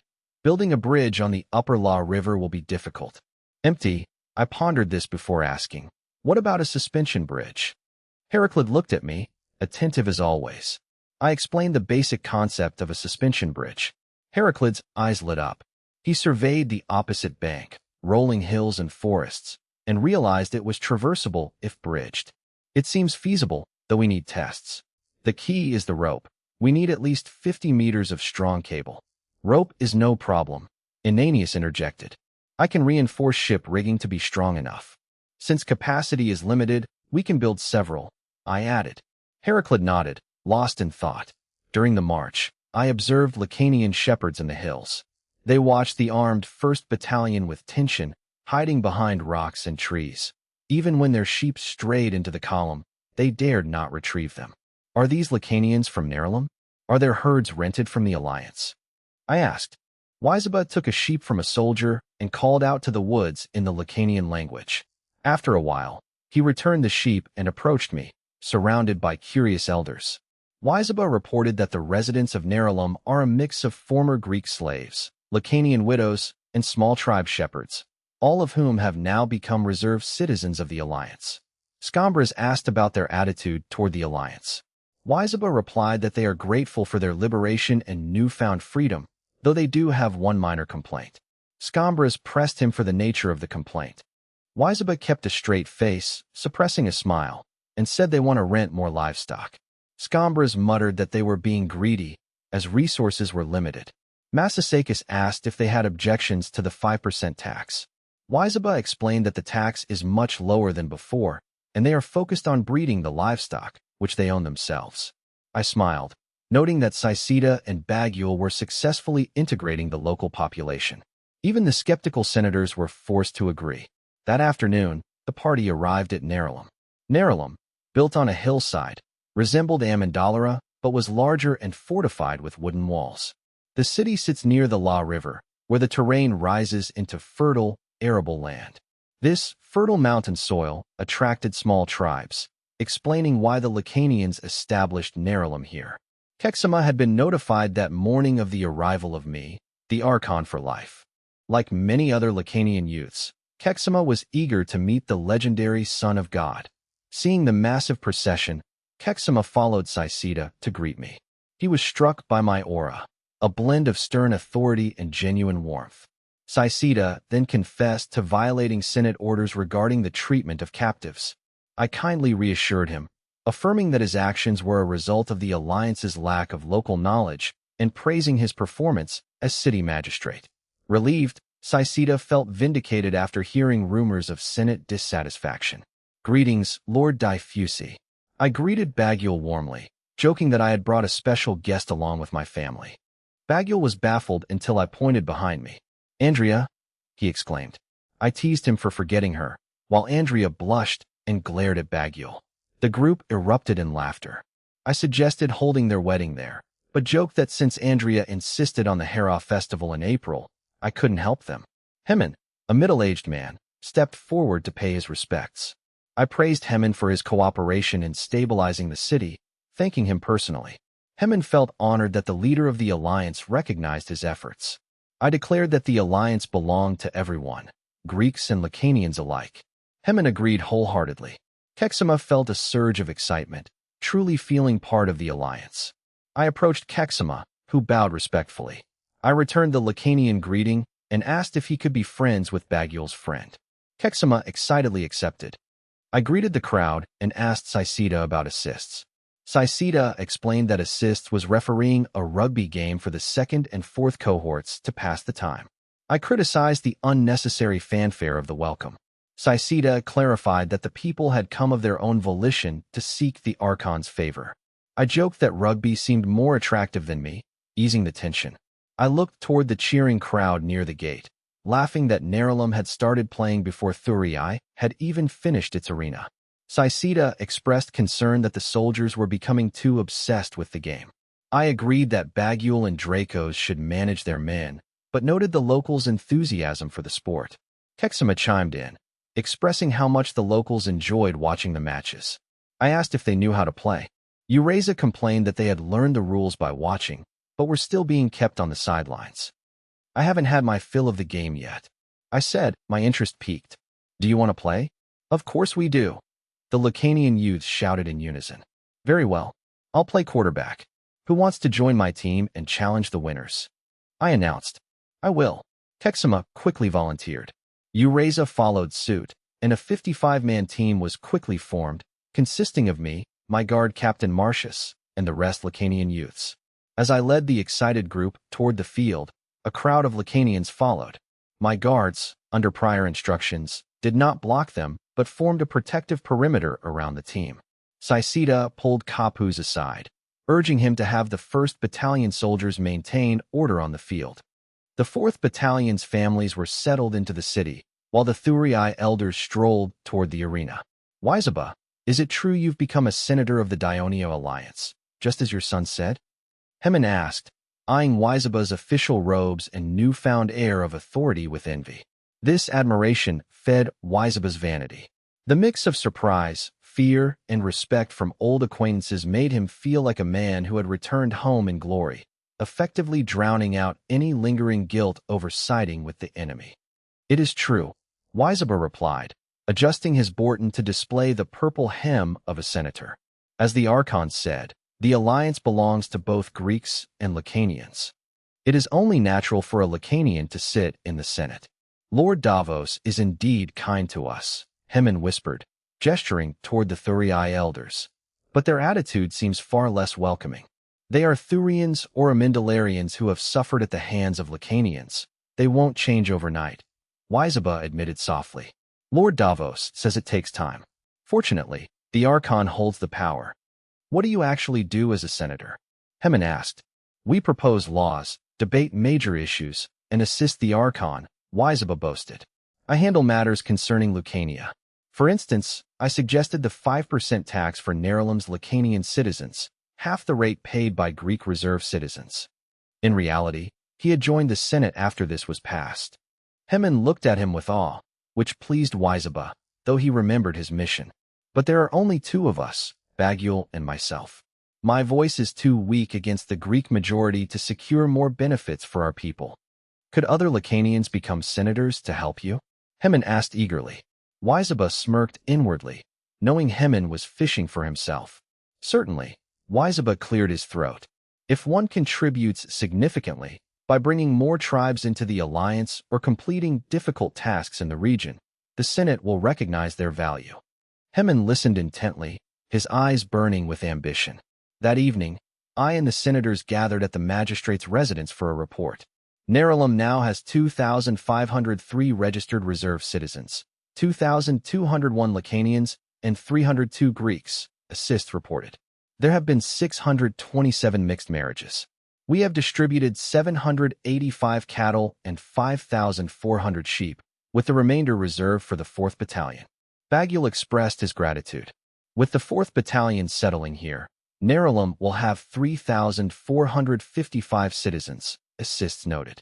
I interjected. The 4th Battalion will indeed settle here to serve as the backbone of Nerulum's defense. That is exactly what we desire, Bagul declared solemnly.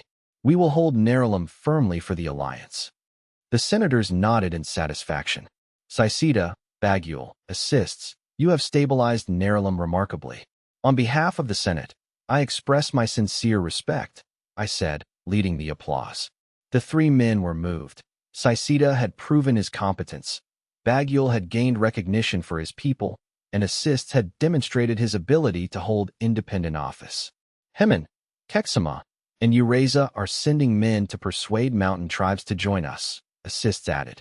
Also, people from Laos have arrived requesting to join. Our livestock is gone, Scombras noted.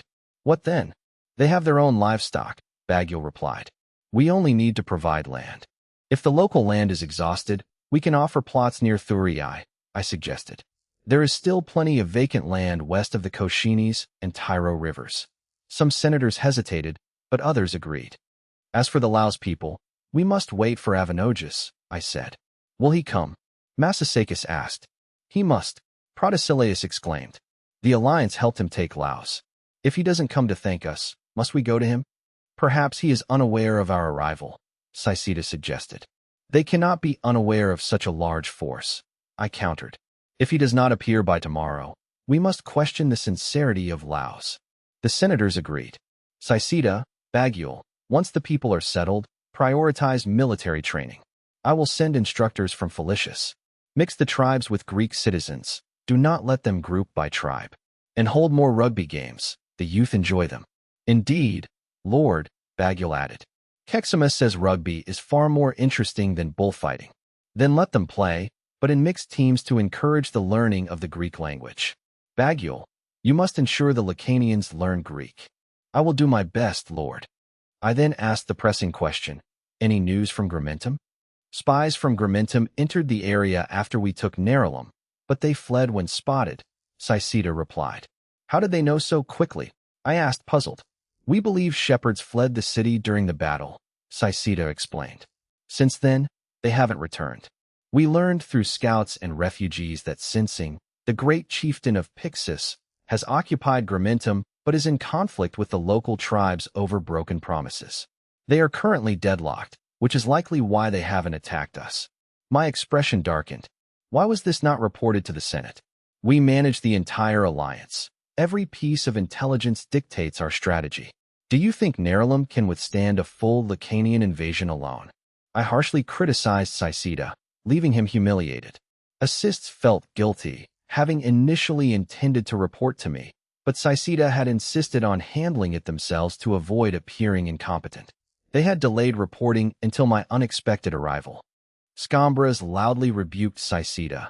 You previously violated Senate orders by executing prisoners, only saved by the Archon's intervention. Now, you hide information from the Senate. Do you think your 2-year term protects you from impeachment? Other senators expressed their dissatisfaction. Saisida, face flushed, wisely remained silent. I intervened to shield my appointees. Your achievements remain primary. However, learn from this. Maintain constant contact with the Senate so we can monitor Lucania.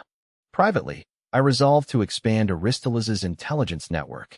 Is there anything else? I prompted. Assist spoke up. A Lucanian woman complained that her daughter's Greek husband, a reserve citizen, abuses her and threatens divorce. We warned him that divorce would cost him his citizenship and exile. I fear this is not an isolated case. Scombras added indignantly. He deserves a flogging as a warning. I despise those who exploit the law. I mused. We must investigate the lives of freemen married to Thurii women and amend our marriage laws, perhaps forbidding divorce for 5 to 8 years. The senators agreed and began discussing the legal revisions. That night, Assists apologized to me.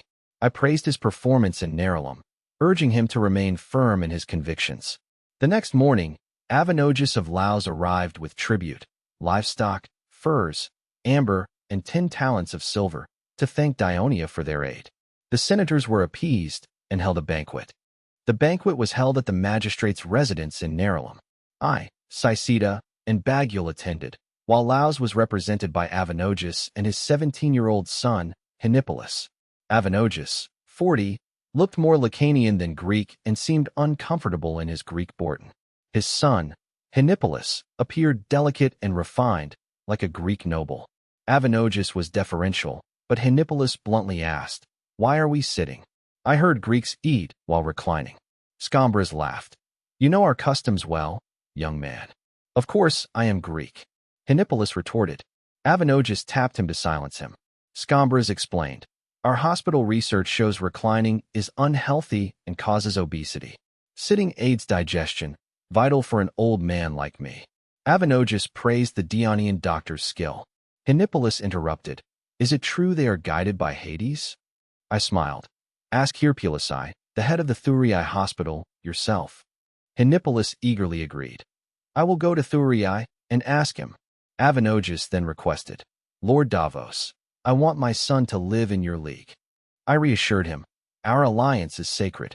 We will never break our oath unless Laos does. Avenogis explained. It is not the oath. My son is sickly and nearly died of fever this year. He loves Greek culture. I ask you to take him in. I and the senators agreed. We welcome Henipolis to Thurii. He will receive the best care and education so he may eventually return to lead Laos. Henipolis cheered. Empty, Avenogis touched his son's head with affection, then thanked me. The atmosphere warmed significantly. Avenogis proposed, Lord Davos, we wish to adopt the Archon for life system in Laos. Is that acceptable? I smiled. Our alliance does not interfere in internal affairs, provided we remain united in military, diplomatic, and economic matters. Avenogis grew tense at my, however, ensure stability. If riots occur that you cannot handle, we must send troops, which is costly and troublesome. I joked half seriously. Relieved, Avenogis promised. I will ensure Laos remains a loyal ally. The group cheered. Avenogis danced and sang a traditional song about his homeland. The Dionians joined in the rhythm. Avenogis felt his years of caution and burden lift. He received prolonged applause. Scombras stood up to sing a hymn to Zeus in response. Days earlier, Sensing had been ecstatic after defeating Lazo and seizing Gramentum, positioning himself as the new Lacanian hegemon. Reality soon set in. Sensing was too stingy to distribute spoils or land to the tribes that betrayed Lazo, favoring his own Picos' followers instead. The Gramentum tribes revolted, seizing the north of the city and threatening to expel him. Sensing's attempts to bribe them failed. Then, worse news arrived. Nerulum had fallen. Refugees claimed countless Greek soldiers had taken the city. Sensing was stunned. He sent scouts, doubting the report, as no Lacanian town had ever been conquered by outsiders.